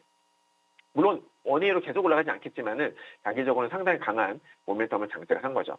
유진 로봇이 여러분들 옛날에는요, 과거에는 뭐 그냥 그저 그런 뭐 로봇 청소기를 만드는 뭐 그런 기업에 따르면 이제는 뭐 완벽한 정말 자율주행 물류 로봇이라든지 혹은 뭐 그런 걸 만드는 기업을 탈바꿈하고 있는 건데, 그러니까 적자를 내던 가전 사업을 과감하게 정리를 했고, 그리고 이제 자율주행 솔루션이라든지 뭐 스마트 자동화 시스템에 집중한 전략이 이제 서서히 빛을 발하고 있는 거예요. 그러니까 특히 이 회사에 고카트라는 모델이 있어요. 고카트가 있는데 이제 국내 최초로요, 로봇 안전 국제 표준 인증까지 획득을 했어요. 그래서 유럽이라든지 이런 어떤 글로벌 시장에서 기술력도 인정을 받은 거죠.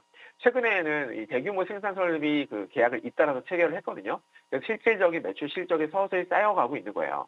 그러니까 이거는 단순한 어떤 과거에는 그냥 기대감, 막연한 기대감이 서서히 숫자로 찍히고 있는 아주 중요한 변곡점이 있다라고도 우리가 해석을 할 수가 있는 거죠. 네. 그러니까 2026년도는요.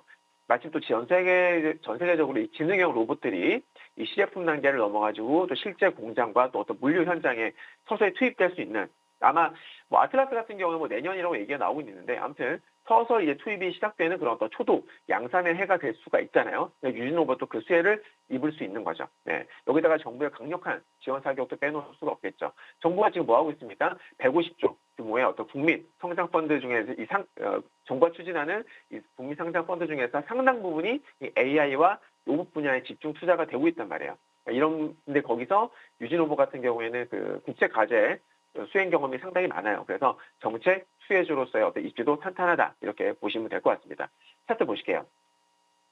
지금 유진 로봇의 주봉입니다. 주봉을 제가 가져와 봤는데요. A와 B를 동시에 돌파를 했죠. 그러니까 두 개의 어떤 추세선을 동시에 넘겼다라는 것은 매우 강력한 거고요. 중요한 건 이게 주봉이기 때문에 아직은 완성이 안 됐어요. 그러니까 금요일 기준으로 이 가격대에 추세선을 넘긴 상태에서 이게 금요일까지 유지가 된다고 하면 매우 긍정적으로 볼 수 있겠죠.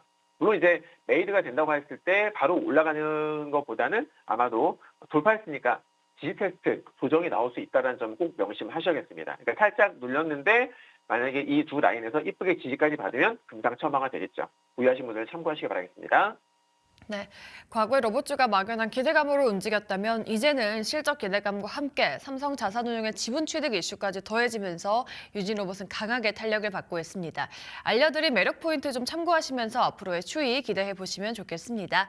네, 유진 로봇 알려드렸고요. 두 번째 관심주로는 DSC 인베스트먼트 가져와 주셨습니다. 최근에 주가 조용히 우상향 해주다가 오늘장 상한가에 진입을 했습니다. 필요사 AI에 대한 모멘텀이 좀 강하게 반영이 되는 것 같은데요. 전문가님께서 자세하게 설명해 주시죠. 네, 이번 상한가의 가장 핵심적인 배경은 앵커분께서도 말씀하셨습니다만 바로 한국판 엔비디아로 불리는 너무 유명한 기업이죠. 이 퓨리오사 AI의 가치 폭등이 되겠는데, DSC 인베스트먼트는 이 퓨리오사 AI의 초기 투자자예요. 그래서 현재 제가 알기로는 약 10% 안팎의 지분을 보유를 한 주요 주주가 되겠는데, 최근에 이 퓨리오사 AI의 이 구조 거래가 기업 가치가 거의 뭐 1조, 거의 2조 가깝게 성사됐었다는 소식이 전해졌다는 말이죠. 그러면서 DSC 인베스트먼트가 보유한 이 지분 가치가 장부가액을 훨씬 상회하게 됐다. 그런 것들이 상승 모멘텀이 된 거예요. 네. 특히나 2026년도에 이 현재 전 세계적으로 이 피지컬 AI와 이 온디바이스 AI 시장이 지금 엄청 뜨겁지 않습니까? 여기가. 그래서 이 고성능 AI 반도체 칩을 설계하는 이 퓨리오사 AI의 전략적 가치는 그 어느 때보다도 높다라고 볼 수가 있는 거겠죠. 시장에서는 여러분들 이번 이 구주 거래 가격을 바탕으로 해서 이 DSC 인베스트먼트가 향후에 엑시트, 그러니까 투자금을 회수하는 엑시트를 진행했을 때의 수익이 최소 수천억 원에 달할 것으로 지금 보고 있습니다. 또 그리고 최근에 급등했던 두 번째 이유는 이 퓨리오사 AI를 필두로 해서 이 수많은 포트폴리오 기업들의 IPO 가속화가 되겠는데, 그러니까 얘네가 옛날부터 투자를 되게 잘했어요. 뭐 알테오잔이라든지 좋은 기업들 투자를 많이 해가지고 성공을 많이 했거든요. 그러니까 얘네들은 감각이 있는 그런 기업이에요. 네. 그래서 지금도 보면은 얘네가 공들여서 키워왔었던 이런 알짜 기업들이요, 올해 상반기를 기점으로 해가지고 또 증시 입성을 할 준비를 지금 많이 하고 있단 말이에요. 그러니까 이런 부분들도 투자 심리를 자극할 수 있는 중요한 포인트가 되겠죠. 뭐 자율주행이라든지 바이오, 핀테크 등등 어떤 성장성이 높은 섹터의 기업들이 예비 심사 청구에 나서면서 투자 정말 명가로서의 어떤 입지를 다시 한번 가지고 있다, 이렇게 이해하시면 돼요. 최근에 또 거기 퓨리오사 AI 말고도 뭐 인공지능 기반의 로봇 제어 솔루션 기업들, 얘들도 높은 몸값의 인정을 받으면서 프리 IPO라고 하죠. 그 단계를 밟고 있는데, 이 DSC 인베스트먼트가 얘네들 지분을 또 상당 부분 확보하고 있다는 점도 부각이 된다. 그러니까 쉽게 말하면 퓨리오사 AI도 좋지만 이것만 있는 게 아니라는 거예요. 뒤에 나올 줄줄이 많은 또 모멘텀들이 지금 준비 중에 있다는 겁니다. 그만큼 좀 여러분께서 앞으로 좀 눈여겨 보시면 좋을 것 같아요. 마지막으로 체크를 할 게 뭐냐면 얘네가 또 착해요, 기업이. 회사의 어떤 적극적인 주주 친화 행보와 어떤 수급 상황인데, 그러니까 DSC 인베스트먼트는 최근에 이 운용 자산이 거의 1조 2천억 정도를 돌파했을 겁니다. 그래서 역대 최대 실적 기록 중인데 이걸 바탕으로 해서 자사주 소각이라든지 혹은 배당 확대 이런 어떤 주주 가치를 높이는 그러니까 정부 정책과 맞물리는 이런 정책들을 발표를 했다라는 거죠. 그러니까 아주 좋은 기업이면서 좋은 모멘텀도 많이 가지고 있는 그런 기업이라는 겁니다. 차트 보실게요. 그러니까 이것도 주봉입니다. 주봉인데 그러니까 오늘 상한가로 인해 가지고 지금 과거 상장했을 때부터의 차트예요. 근데 보면은 A와 B 이 저항선들을 오늘 한 번에 뚫어버렸죠. 제가 항상 강조드리지만은 여러 개의 추세선, 저항선들을 한 번에 뚫는 거는 그건 강한 거예요. 그죠? 그래서 얘도 마찬가지로 이번 주 금요일까지 이 라인을 지켜준다면 추가 상승도 한번 노려볼 수 있지 않을까 그렇게 생각이 듭니다. 네, 두 번째 관심주 DSC 인베스트먼트. 단순한 테마주를 넘어서 실질적인 자산 가치 그리고 주주 환원 정책을 모두 실현하고 있는 기업입니다. 오늘 장은 한국판 엔비디아 퓨리오사 AI 관련 모멘텀으로 상한가 기록하고 있는데요. 앞으로의 주가 추이도 잘 눈여겨보도록 하겠습니다. 자, 마지막으로는 히트픽을 공개하는 시간입니다. 오늘의 공략주는 반도체, 적층 기술 주도주를 가져오셨다라고 예고를 해드렸는데요. 사실 뉴욕 증시에서 반도체주가 괜찮았는데 오늘 국내 증시에서는 반도체가 약세를 그려주고 있습니다. 그 안에서 눈여겨볼 만한 종목 어떤 걸까요? 네. 오늘 사실 지금 한국 증시에 있어서 반도체 관련주들이 전체적으로 약세예요. 마치 어제 같은 경우에도 미국은 올랐잖아요. 올랐는데 대표적인 그 반도체 관련주인 마이크론은 빠졌단 말이에요. 아마 그 영향 때문인 것 같아요. 오늘 우리 반도체가 쉬어간 이유가. 자, 아무튼 오늘 제가 가져온 것도 반도체 관련주인데요. 요즘에 제가 이거 정말 이 방송을 출연하면서 수차례 강조를 드렸던 거예요. 그러니까 반도체 산업의 패러다임이 이 미세화를 넘어서 적층, 쌓는 거, 그죠? 그러니까 스태킹이죠. 스태킹과 또 패키징 쪽으로 빠르게 이동하고 있다. 그 흐름을 캐치하셔야 된다라고 해서 관련주 수익을 많이 드렸었는데 이제 시장의 관심은 뭐냐면 누가 더 빨리 이 반도체를 요거 만드는 게 아니라 누가 더 불량 없이 안정적인 수율을 뽑아내느냐 이쪽으로 서서히 옮겨가고 있는 거예요. 그 중심에 오늘 제가 가져온 히트픽수가 있는 건데 여기서 계측이라는 거는 그 메트롤로지라고 해서 여러분들 반도체 그 회로의 크기라든지 어떤 위치가 그러니까 설계대로 제대로 만들어졌는지 정밀하게 측정하는 단계를 말하는데 이 관련 기업이 이 히트픽주예요. 그러니까 현재 삼성이라든지 SK하이닉스가 HBM4 이제 양산 경쟁에 돌입을 하지 않았습니까? 근데 여기서 이 히트픽주의 계측 기술, 요거는 이제 단순한 검사를 넘어서 정말 수요를 결정질 수 있는 핵심적인 역할을 수행을 할 거다라는 거죠. 네. 이게 어떤 원리냐면은 그러니까 반도체를 만드는 건 되게 미세한 어떤 레고 블럭들 이런 것들을 정말 수층을 되게 높게 쌓는 것과 비슷하거든요. 최근에 이 AI 반도체에 들어가는 HM4 같은 제품은요, 무려 16층이나 높게 쌓는단 말이에요. 그때 밑에 있는 블록이랑 그 위에 있는 블록이 정말 단 1나노미터라도 어긋나게 되면 그 반도체는 끝나는 거예요. 그러니까 정말 쓸모가 없어지는 겁니다. 그래서 1나노미터는 머리카락 굵기의 수만 분의 1이거든요. 아주 미세한 수치란 말이에요. 네. 그래서 이 히트픽주가 만드는 이 오버레이 계측 장비는요, 이 블록들이 한치의 오차도 없는지, 정확하게 쌓였는지 이런 것들을 확인을 하는 초정밀 어떤 그런 계측 장비다라고 보시면 되는 거예요. 그러니까 과거에는 미국의 KLA라는 기업 혹은 ASML 얘네들이 이제 이 전체적인 글로벌 시장을 독점을 해왔었는데 이 히트픽주가 그거를 국산화하는 데 성공을 한 겁니다. 그리고 또 이제 이 히트픽주의 투자 가치는요, 단순히 국산화를 했다라는 걸 넘어서 정말 계측해야 할 지점들이 점점 기하급수적으로 늘어나고 있다는 거예요. 그러니까 어떤 구조적인 변화가 일어나고 있다는 거겠죠.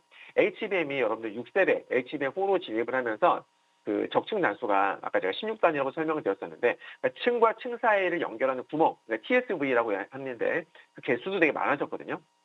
TSV가 뭐냐면 실리콘 관통 그 전극을 의미해요. 그러니까 칩 사이에 정말 수만 개의 구멍을 뚫어가지고 수직으로 연결하는 통로라고 보시면 됩니다. 네. 그러니까 이렇게 쌓는 단수가 높아지고 구멍이 많아지게 되면은 계측 장비가 측정해야 될 그 여러 가지 포인트도 옛날보다 훨씬 더 많아지게 되겠죠. 그죠? 그러니까 그런 결국 이 장비 수주의 대수도 그만큼 늘어날 수밖에 없다는 뜻이겠고요. 결국 실적으로 연결이 될 수 있다는 겁니다. 여기다가 지금 차세대 그 기술이죠. 하이브리드 본딩. 그리고 유리기판 이런 시장에서도요. 이 히트픽주는 상당히 좀 좋은 어떤 모멘텀을 기대해 볼 수가 있겠는데, 그러니까 하이브리드 본딩 같은 경우에는 칩을 연결을 할 때 쓰이는 돌기, 범프 들어보셨을 거예요. 이 범프 없이 칩을 그냥 직접적으로 그냥 붙이는 기술이에요. 되게 어떤 정밀한 정렬이 필수적인데, 이 히트픽주의 이 IR 오버레이 장비라고 해서 얘네들은 이 불투명한 웨이퍼 내부를 좀 투과를 해가지고 정렬 상태를 확인하거든요. 그러니까 이거는 글로벌 시장에서도요, KLA 같은 뭐 그런 정말 극소수의 기업들만 가진 진짜 엄청난 고부가가치 기술이에요. 거기다 유리에다가 구멍을 뚫어가지고 또 회로를 맞추는 유리기판 시장에서도요, 이 회사 장비가 필수적으로 쓰일 수밖에 없다는 거. 특히나 미국의 대중국 규제로 인해 가지고 중국이 이제 오랬습니다, 여러분들. 예전에도 CXMT, 그죠? 중국의 반도체 기업들, 네. 상신 메모리죠. 상신 메모리 같은 경우에는 걔네들이 이제 해외 장비의 대안으로서, 그러니까 걔네들은 이제 중국 기업들은 미국 거 안 쓸 거 아니에요. 미국도 중국 안 쓰니까. 그래서 중국의 CXMT가 상신 메모리 같은 경우에는 한국에, 그러니까 해외 장비의 대안으로서 우리 한국의 히트픽주를 찾을 수 있다는 거죠. 그러면서 실제로 해외 매출 비중이 30% 이상 올라왔어요. 그러니까 특정 고객사에만 어떤 의존하는 리스크를 완전히 털어내고 체질 개선에 서서히 성공을 하고 있다는 겁니다. 정리해보면 이 히트픽주는 HBM4라는 어떤 거대한 어떤 변화의 흐름 속에서 계측 지점도 점점 증가하고 있고, 또 차세대 공정도 도입을 하고, 거기다 글로벌리하게 어떤 시장도 확장을 하고 있다라는 이런 세 마리 토끼를 동시에 잡고 있는 그런 기업이다. 그래서 비싼 어떤 외산 장비 대신에 성능은 비슷하면서 대응이 훨씬 더 빠른 이런 장비를 쓰려는 수요가 앞으로 계속 늘어나지 않겠나라고 해서 가져와 봤고요. 차트 보실 텐데, 보시면은 이제 이건 일봉 차트의 어제 전일 기준입니다. 오늘은 히트픽주가 살짝 빠지고 있어요. 빠지고 있기 때문에 저점에서 매수할 찬스라고 생각을 하는데, 자, 어제 기준으로 봤을 때 A, 위에서 내려오는 A, 그리고 밑에서 올라가는 B, 그리고 중간에 C를 어제 동시에 돌파했죠. 제가 수차례 말씀드리지만은 동시에 여러 개의 라인들을 돌파하면은 긍정적이다라고 말씀을 드리잖아요. 자, A, B, C를 동시에 돌파했고, 오늘은 음봉이 나오면서 기존의 이 수혜선들 지지 테스트가 나온 자리예요. 만약에 오늘 종가 기준으로 아래 꼬리가 이쁘게 달리면서 지지를 받는 게 확인된다면 얘는 추가 상승할 가능성이 매우 높다라고 볼 수가 있겠습니다. 자, 이 종목 많이들 궁금하실 텐데요. 궁금하신 분들은 QR코드 찍으셔서 공개방에 꼭 들어오시기 바랍니다. 들어오시면 제가 이 종목이 뭔지, 또 매수가, 손절가, 목표가까지 디테일하게 안내를 해드리도록 하겠습니다. 네, 오늘의 히트픽 종목은 반도체 적층 기술 주도주로 볼 수가 있겠습니다. 외산 장비가 독점하던 반도체 계측 장비를 국내 최초로 국산화했다라고 하고요. 삼성전자 그리고 SK하이닉스에 공급 중입니다. 그리고 최근 핫한 HBM4에서 수율 잡는 종목으로도 볼 수가 있겠는데요. 이 종목 궁금하신 분들은 아래 QR 타고 들어가시면요. 종목명 그리고 매수가 전략까지 알아가실 수 있습니다. 많은 참여 부탁드리도록 할게요. 네, 오늘도 프라임 히트픽 딜사이트스 김진균 전문가와 함께했습니다. 오늘 말씀 고맙습니다. 감사합니다.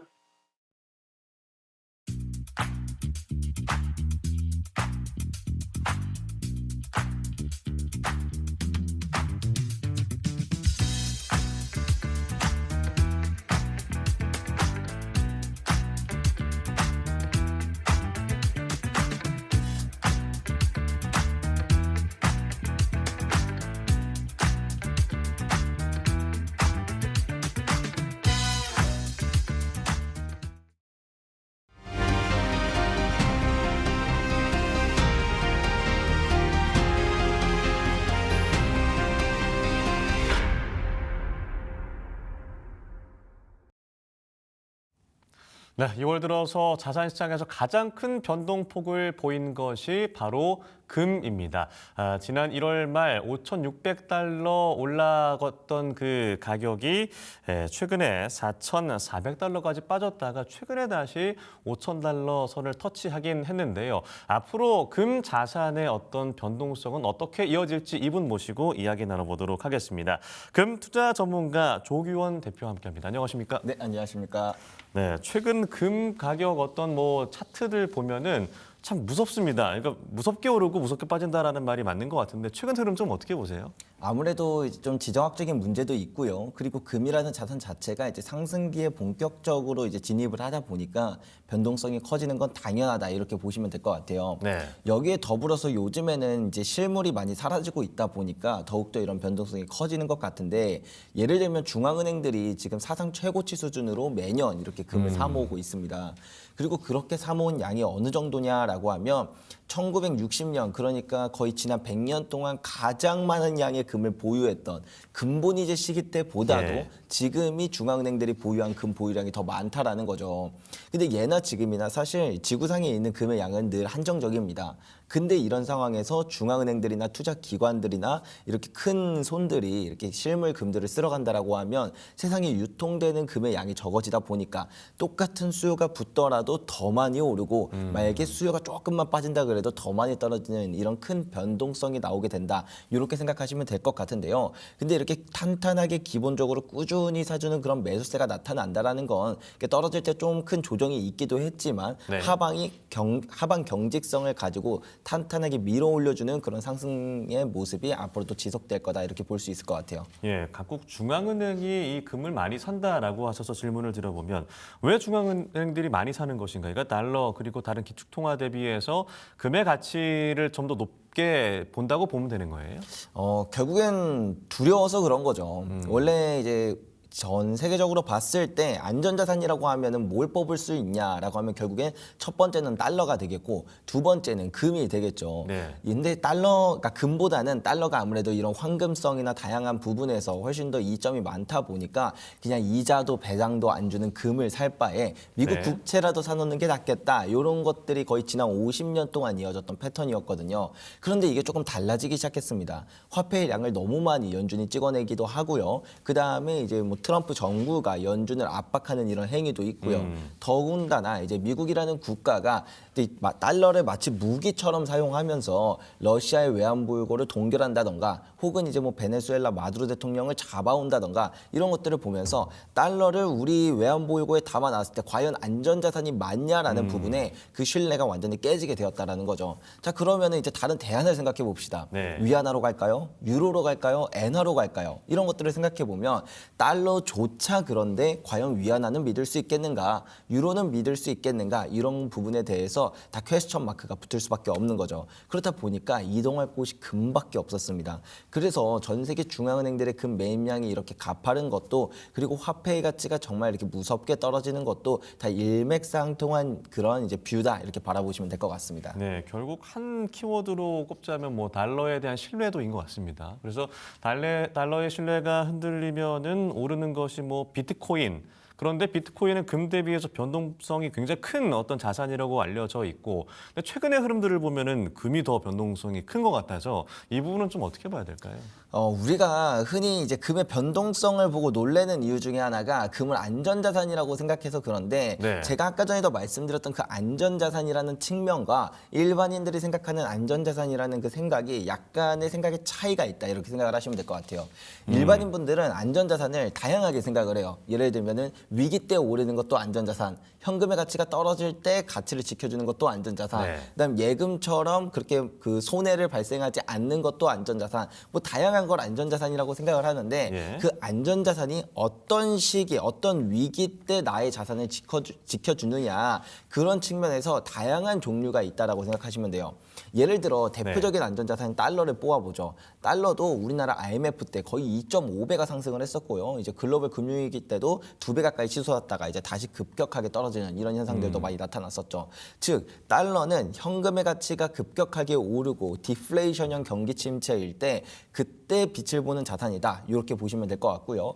금 같은 경우에는 현금의 가치가 반대로 떨어지면서 인플레이션형 경기 침체에 대한 우려가 보이면 그때 가장 빛나는 그런 안전자산, 나를 지켜주는 그런 안전자산이 된다. 이렇게 생각하시면 될 것 같습니다.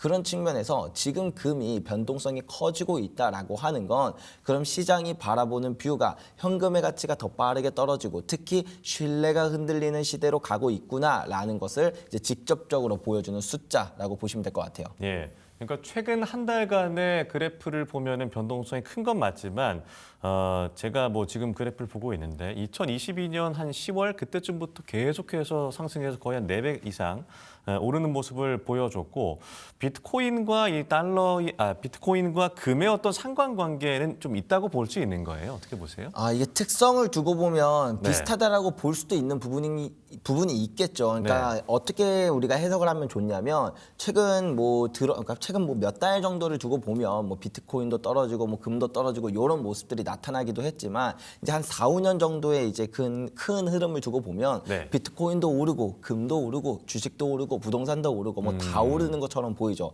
이런 현상이 왜 나타나느냐? 결국엔 화폐 가치가 떨어지니까 상대적으로 그런 것들이 오르는 것처럼 보인다. 근데 네. 여기서 주목해봐야 될 포인트는 그러면 주식이면 다 오르는 거고 부동산이면 다 오르냐라고 할 때 그렇지 않았다라는 거죠. 주식 중에서도 이제 뭐 매그니피센트 이제 뭐 7개 기업 정도, 그러니까 상위 7개 기업 정도가 상당히 높은 성장을 했었고 나머지 뭐 S&P 500을 기준으로 봤을 때 493개의 기업은 영업이익 상승률이 그렇게 높지 않았거든요. 네. 이런 것들을 두고 볼 때 돈이 어딘가 특정한 곳으로 다 몰린다. 예를 들면 금처럼 한정적인 자원, 비트코인처럼 한정적인 자원, 부동산 안에서도 요충지, 그다음에 주식 안에서도 성장성이 화폐 가치가 떨어지는 것보다 훨씬 더 빠를 것이라고 예상되는 그런 주식들로 돈이 몰리고 있다. 다 이런 이제 큰 흐름을 두고 볼 때 비트코인도 금도 희소한 자원이고 그렇기 때문에 화폐 가치의 하락에 대한 그런 해지 수단이라고 생각을 해서 돈이 이동하고 있었다. 이런 큰 흐름에서 보면은 이제 비슷한 부분이 있다라고 볼 수가 있겠지만 네. 그래도 이제 결과적으로 상관성만 두고 본다라고 한다면 비트코인은 금보다는 주식과 상관성이 더 높기 때문에 아직까지는 많은 투자자들이 좀 투기 자산으로서의 그런 이제 측면으로 비트코인을 접근하는 게 아닌가 그런 생각이 드는 것 같습니다. 네. 그렇다면 특히나 이제 지난 월요일 이 검은 월요일이라고 하잖아요. 금자산이 엄청 폭락했던 그 시기에 왜 떨어졌을까? 최근에 그 스콧 베선트 미 재무장관이 중국의 무질서한 거래 탓이다라고 언급한 게 있어서 질문을 드려볼게요. 현재 전형적인 투기 과열 막바지 구간이라고 평을 했고 중국발 리스크의 금 시사의 영향력 대표님은 좀 어떻게 보시는지 궁금합니다. 중국의 영향이 좀 컸다고 보시는 거예요? 일단 제가 생각했을 때 가격을 처음 떨궜던 그 기폭제는 이제 아무래도 케빈 워시의 지명이었던 것 같기는 해요. 네.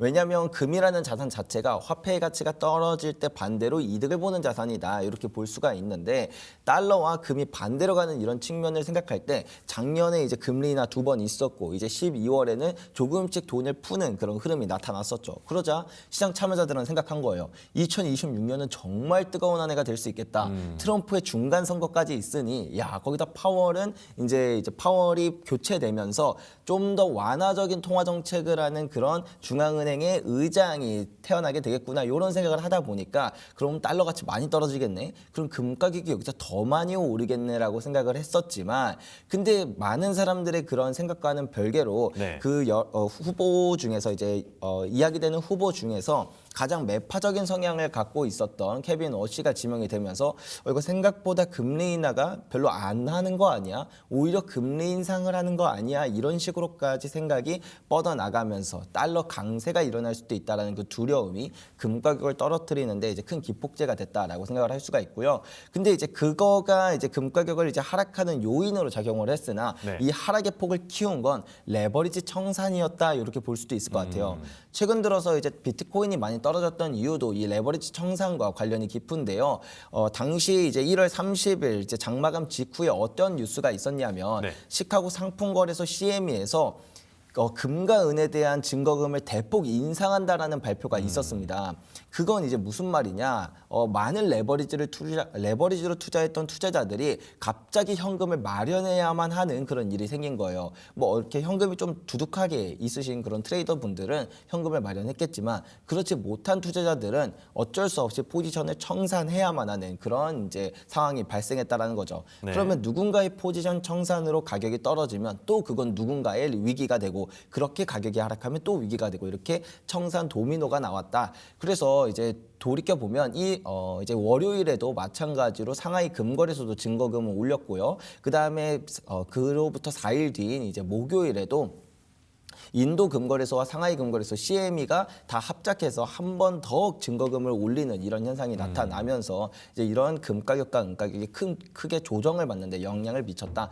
이제 중국발 리스크냐, 그러니까 중국 때문이냐라고 하면 중국만의 문제라고 보기에는 조금 애매한 부분이 있지 않을까 싶습니다. 그러니까 뭐 순서의 차이가 좀 있긴 하네요. 그러니까 연계가 좀 되어 있어서 금값이 빠졌다고 볼 수 있겠지만 결국에는 여러 가지 요소로 인해서 빠졌다라고도 볼 수 있을 것 같은데 앞서 뭐 케빈 워시 얘기를 하셨으니까 케빈 워시가 뭐 매파냐 아니냐 뭐 요즘 얘기가 많습니다. 일단 연준 이사로서의 행보들은 확실하게 좀 매파적인 모습을 보였기 때문에 그렇다면 현재의 워시는 어떤 생각을 갖고 있고 또 이 다가올 인사청문회에서 어떤 발언을 할지가 좀 주목이 되는데 일단은 트럼프가 지명을 한 거잖아요.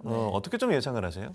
트럼프가 이제 이 연준을 되게 압박했던 일들이 많았었죠. 작년만 생각하더라도 예를 들면 뭐 리사쿤 연준 이사를 해임하려고 한다거나 혹은 뭐 트럼프가 이제 파월 연준 의장을 형사 기소하는 등 그렇게 뭔가 연준을 압박하려고 막 금리를 계속 내려라 뭐 1기 때부터 지금까지 이렇게 항상 비슷한 스탠스를 보였다라는 걸 알 수 있는데 그런 트럼프가 케빈 워시를 지명했다라는 건 정말 매파적인 통화 정책이 필요해서 그런 것이냐라고 생각할 때 그렇지 않을 수도 있다라고 생각을 해볼 수도 있을 것 같아요. 지명을 한 건 트럼프니까요. 그래서 이제 뭐 케빈 워시가 매파냐 아니냐라고 하면 그 이제 후보들 중에서는 가장 매파적인 성향을 갖고 있다라는 건 이제 맞는 얘기가 될 수도 있겠지만 정말 매파냐라고 보면 그거는 좀 애매한 부분들도 많이 있거든요. 예를 들면 2008년 글로벌 금융위기 당시에 벤 버냉키가 이제 양적 완화라는 통화 정책을 꺼내 들었을 때 케빈 워시 같은 경우에는 말로는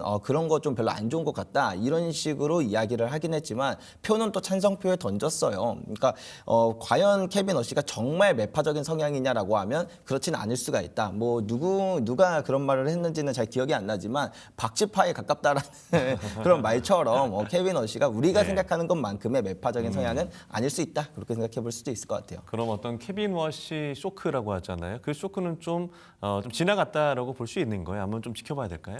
물론 이제 아무래도 사람들이 많이 긴장을 하고 있다 보니까 그 케빈 워시의 말 한마디 한마디가 이제 시장을 더 큰 변동성으로 만들 수는 있다라고 생각하지만 많은 시장 참여자들이 생각하는 것만큼 그렇게 공포에 떨어야 되는 그런 상황으로 가진 않을 거라고 생각을 하고 만약에 그렇게 된다라고 하더라도 이제 금 가격에 이제 조정은 있겠지만 그게 정체적인 큰 상승 흐름에 뭐 이렇게 영향을 미친다 그렇게 보진 않으셔도 될 것 같아요. 네, 알겠습니다. 그리고 뭐 러시아, 우크라이나 전쟁 그리고 여러 가지 지정학적 리스크가 금 매입을 가속화시켰다라는 얘기들이 있는데 그러니까 최근에 전 세계 어디에서나 지금 전쟁이 발생하고 상상하지 못한 일들이 벌어지기도 하니까요. 이것도 영향을 줬다고 볼 수 있는 거예요. 지금 이런 지정학적인 문제가 일어나는 건 이제 뭐 하나하나 따져보자라고 하면은 각자의 이유가 있을 수도 있겠지만 좀 더 큰 범위에서 보면 결국엔 탈세계화가 중요한 키포인트라고 생각을 해볼 수가 있을 것 같아요. 옛날에라고 분쟁이 없었던 건 아니거든요. 하지만 그런 분쟁이 이제 실질적으로 뭔가 전면전처럼 이렇게 이어지는 것들은 탈세계화 가운데 그런 이제 거대한 패러다임 가운데서 자연스럽게 나타나는 일이다 이렇게 생각을 해볼 수가 있을 것 같아요. 그래서 과거에 이제 1차 세계대전이나 2차 세계대전이 있기 이전에도 탈세계화로 진행되는 흐름에서 그런 지정학적인 문제가 많이 발생했었다라는 걸 알 수가 있고 이번에 사실은 그런 것들도 탈세계화라는 측면만 바라본다면 이미 2008년부터 탈세계화는 진행되고 있었거든요. 그런 것처럼 이제 탈세계화는 거대한 흐름이다 이렇게 바라보는 측면에서 이제 지정학적인 문제는 뭐 어떨 때는 조금 완화적인 분위기가 나올 수도 있겠지만 긴 흐름에서 보면 더욱더 많이 언제 어디서든 튀어나올 수 있는 그런 환경이 만들어져 있다. 그렇게 생각하시면 될 것 같아요. 그럼 뭐 단순히 생각해봤을 때 전쟁이 터지면 이 화폐 가치는 떨어질 것이고 그럼 그럴 때 금을 모아야 된다라는 기조는 여전하다고 보는 거예요? 네, 맞습니다. 이제 지정학적인 문제가 이제 불거졌을 때 뭐 안전자산의 수요로서 이제 금을 많이 찾는 부분들도 있는데요.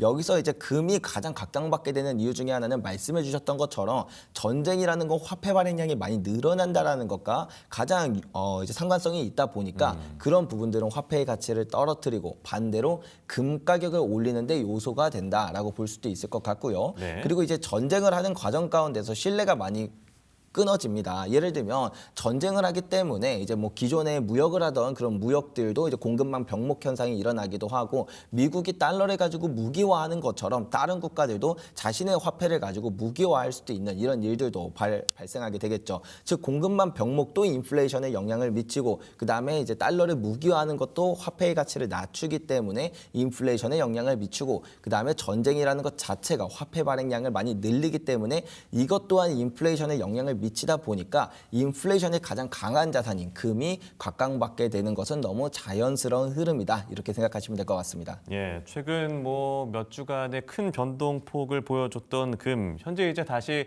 온스당 5,000달러 선 올라섰는데 말씀하신 것처럼 뭐 탈세계화, 탈동조화가 트렌드가 된다고 한다면 앞으로 글로벌 중앙은행들의 어떤 금 매입은 계속될 것이다라고 보시는 거예요? 그렇죠. 아직도 사실은 달러 자산을 보유하고 있는 국가들이 되게 많거든요. 우리나라만 하더라도 사실 외환 보유고의 금 보유 비중이 1% 정도밖에 안 돼요. 그 정도로 달러에 대한 그 의존도가 상당히 높은 편입니다. 근데 유럽 국가들을 보면 이미 외환 보유고에서 50% 이상이 대부분 금으로 바뀌고 있었고요. 그리고 이제 여기서 조금 더 재밌는 이야기가 있는데, 그러니까 금을 사냐 안 사냐보다 더 중요한 흐름은 저는 그 금을 어떻게 가지고 있느냐가 되게 중요한 흐름인 것 같아요.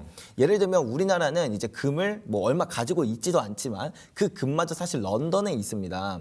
근데 독일도 이제 자신의 국가에 다 보유하는 게 리스크다 보니까 예전에 뉴욕에 많이 맡겨놨었어요. 네. 근데 2013년에 이제 이 뉴욕에 있었던 금을 본국으로 송환했고 나머지 남은 금도 이제 본국으로 송환할 그런 예정이 이제 계속 이어지고 있습니다. 그리고 이런 흐름이 독일뿐만 아니라 네덜란드, 뭐 프랑스, 다양한 유럽 국가들로 이제 퍼지고 있는 이런 흐름이 중요하다.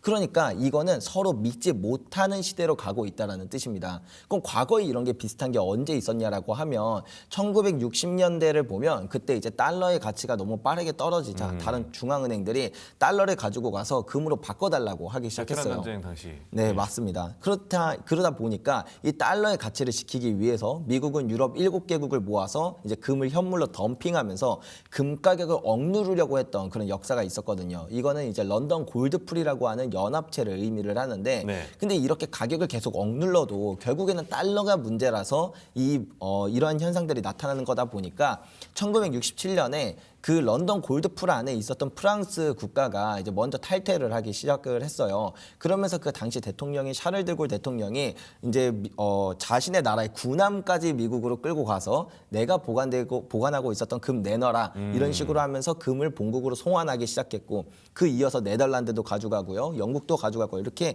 다들 이제 본국으로 송환하기 시작하는 그런 흐름이 나타나자 결국에 1970년부터 금 가격이 26배가 상승하고 나서야 이제 다시 진정될 수 있었던 그런 모습이 보여졌다. 즉 우리가 정리하자면 지금은 화폐의 가치가 빠르게 떨어지는 시기이고 그리고 신뢰가 흔들리는 시기다. 그런 큰 패러다임의 변화 속에서 네. 당연히 금 가격이 이제 크게 상승하는 모습이 나타나는 건 자연스러운 흐름이다. 이렇게 이해하시면 될 것 같아요. 그러니까 말씀하신 대로 결국에는 이제 달러 가치 그리고 달러의 신뢰에 대한 얘기가 계속 나오고 있어서 역사적으로 금과 달러의 흐름들, 그러니까 근본이제가 있었고 근본이제가 폐지된 이후의 흐름들은 좀 어떻게 역사적으로 봐야 될까요? 이제 아무래도 이제 근본이제가 폐지되면서 이제 달러를 발행하는 것에 대한 제한이 없어지다 보니까 네. 정말 많은 양의 달러가 이제 발행되기 시작했었습니다. 근데 보통 이렇게 화폐 시스템이 새로 만들어지게 되면 이제 1971년부터 이제 화폐 시스템이 바뀌게 됐는데 이렇게 바뀌게 되면 통화 정책이 총 3단계에 걸쳐서 이제 마지막까지 가게 된다라는 걸 알 수 있어요. 첫 번째 통화 정책은 금리로 이제 통화를 이제 조절하는 겁니다. 네. 경제 위기가 오면 금리를 좀 내려주고 경제가 좀 과열이다 싶으면 금리를 올려주고 근데 이렇게 하다 보면 어느 순간 한계점에 와요. 그게 뭐냐면 금리를 제로까지 낮췄는데도 경제가 좋아지지 않는 겁니다. 그럼 이때는 통화 정책 2단계로 갑니다. 조금 더 비전통적인 통화 정책을 쓰게 되는데 대표적으로는 뭐 포워드 가이던스라던가 아니면 자산 매입 프로그램 같은 것처럼 이제 공개 시장 조작을 하는 그런 방식을 쓰기도 하죠. 자, 그렇게 됐을 때 우리는 이 지점이 어디에 있었냐 하면은 2008년 글로벌 금융위기 때 있었어요. 있었습니다.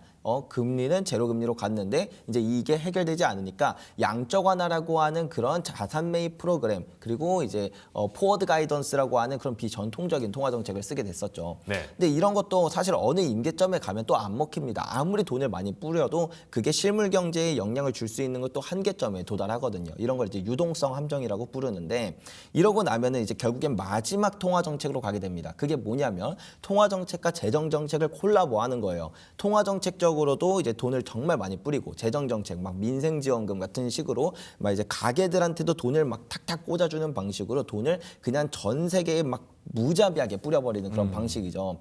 사실 이 정도까지 가면 이제 통화 시스템의 마지막에 왔다라고 우리가 생각을 해볼 수가 있습니다. 네. 그렇다 보니까 달러의 가치가 최근에 빨리 떨어지고 있는 것도 각국의 중앙은행들이 달러를 버리고 금으로 이동하고 있는 흐름도 외환보유고에서 달러의 비중이 2000년 초반까지만 하더라도 70%를 넘었었던 게 이제 50%대까지 떨어진 것도 이러한 전체적인 흐름이 사실은 바로 이런 통화 시스템의 이제 변곡점에 와 있는 지금의 시기이기 때문이다. 이렇게 이해하시면 될 것 같습니다. 예, 지금까지 어떤 흐름을 들어봤다면 이제 앞으로는 어떻게 될 것인가? 일단 지금 현재 달러 인덱스가 이 96.9 정도, 그러니까 계속해서 100을 밑도는 상황인데, 그러니까 달러 가치가 계속 떨어진다 그러면은 금은 계속 오를 가능성이 있다라고 보는 거예요. 그러니까 특히나 올해 11월 중간 선거까지 트럼프가 어떤 정책을 펼지 유동성을 좀 더 풀게 된다면 금은 계속 오른다라고 보시는 겁니까?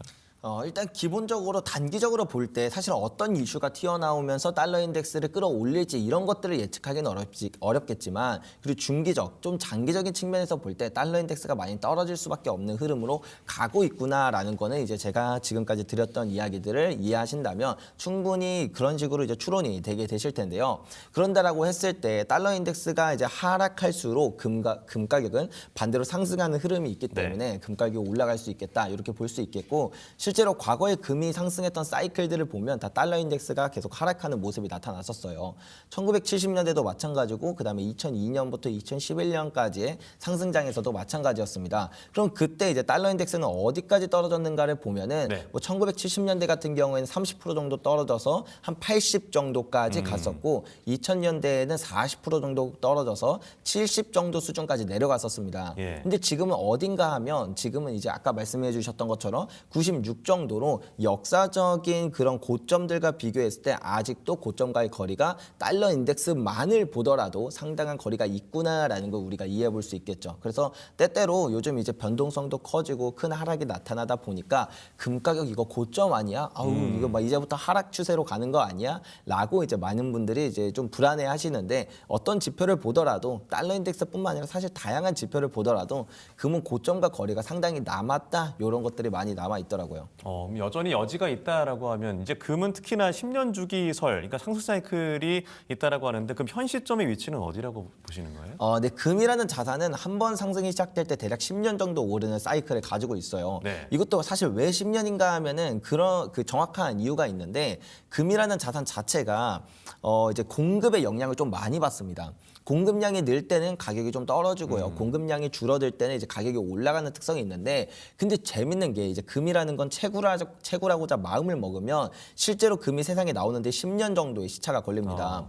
그래서 이제 한 360년 정도치의 금 생산량 데이터를 뽑아서 차트로 그려보면 오를 때도 내내 오르고 또 떨어질 때도 내내 떨어지는 그런 특성이 만들어진다. 그리고 나서 이제 금 가격을 딱 겹쳐서 보면 금 가격도 오를 땐 내내 오르고 떨어질 땐 내내 떨어지는 특성이 있는데 언제부터 올랐는가를 딱 이제 겹쳐서 봤을 때 생산량이 줄어들기 시작하는 시점부터 금의 슈퍼 사이클이 왔었다라는 걸 알 수가 있고 그 사이클이 짧게는 9년에서 길게는 13년까지 이어졌었다라는 것들을 알 수가 있거든요.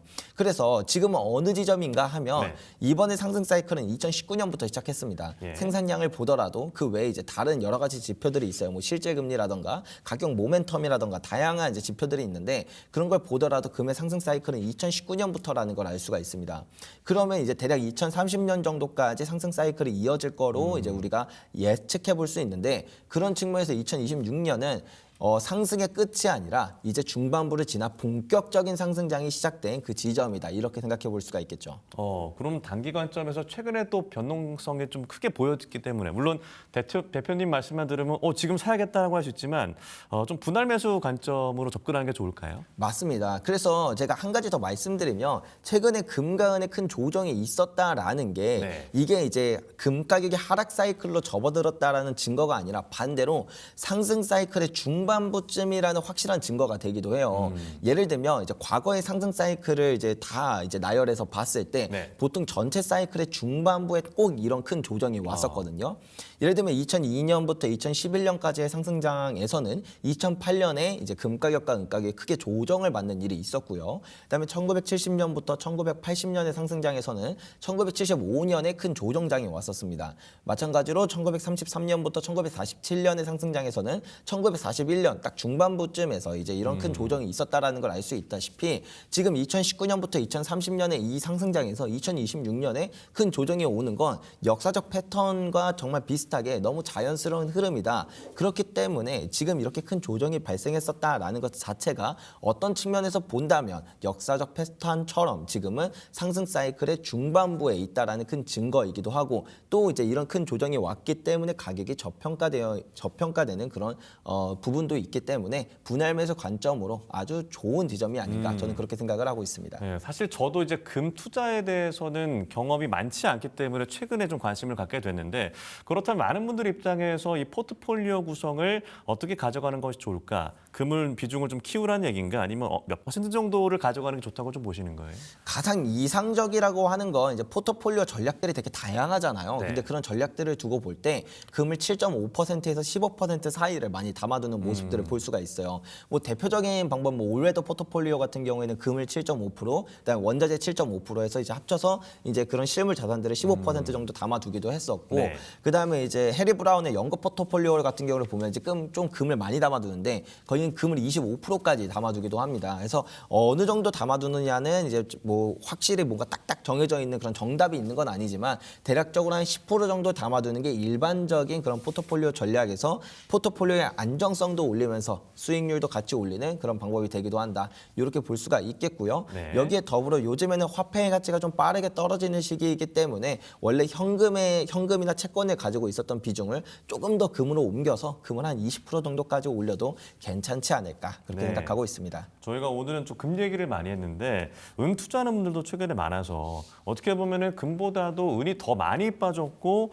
하락이 좀 강하기 때문에 은은 좀 어떻게 보시는지도 궁금한데요. 일단 기본적으로 금이 오르면 은이 더 많이 오르는 게 당연합니다. 과거에 이제 상승 사이클을 보더라도 금보다 은이 한 1.5배에서 2배 정도 더 높은 그런 상승의 모습을 나타냈다라는 걸 우리가 생각해 본다라고 한다면 네. 이런 금의 상승 사이클을 볼 때 은을 투자하는 게 훨씬 더 이제 투자의 성과도가 높을 수 있겠구나 이렇게 생각해 볼 수 있겠고요. 네. 또 한 가지는 금과 마찬가지로 은이 공급이 되게 타이트한 상황인데 여기에 은은 조금 다른 점이 산업 수요가 매년 사상 최고치를 기록하고 있습니다. 요즘 AI의 발전, 그리고 데이터 센터의 확충, 그리고 뭐 5G, 전기차, 우주산업 모든 분야가 정말 이제 그 첨단화로 가다 보니까 전기 전도율이 가장 높은 은이 이제 산업 수요가 많이 올라가고 있다. 그리고 이런 추세는 앞으로도 더 이어진다라고 볼 때 지금 은이 사실 공급이 좀 많이 부족합니다. 거의 네. 5년 동안 공급이 부족했고 지금 뭐 전 세계에서 가장 큰 은 시장, 뭐 런던 금속 이제 거래소라던가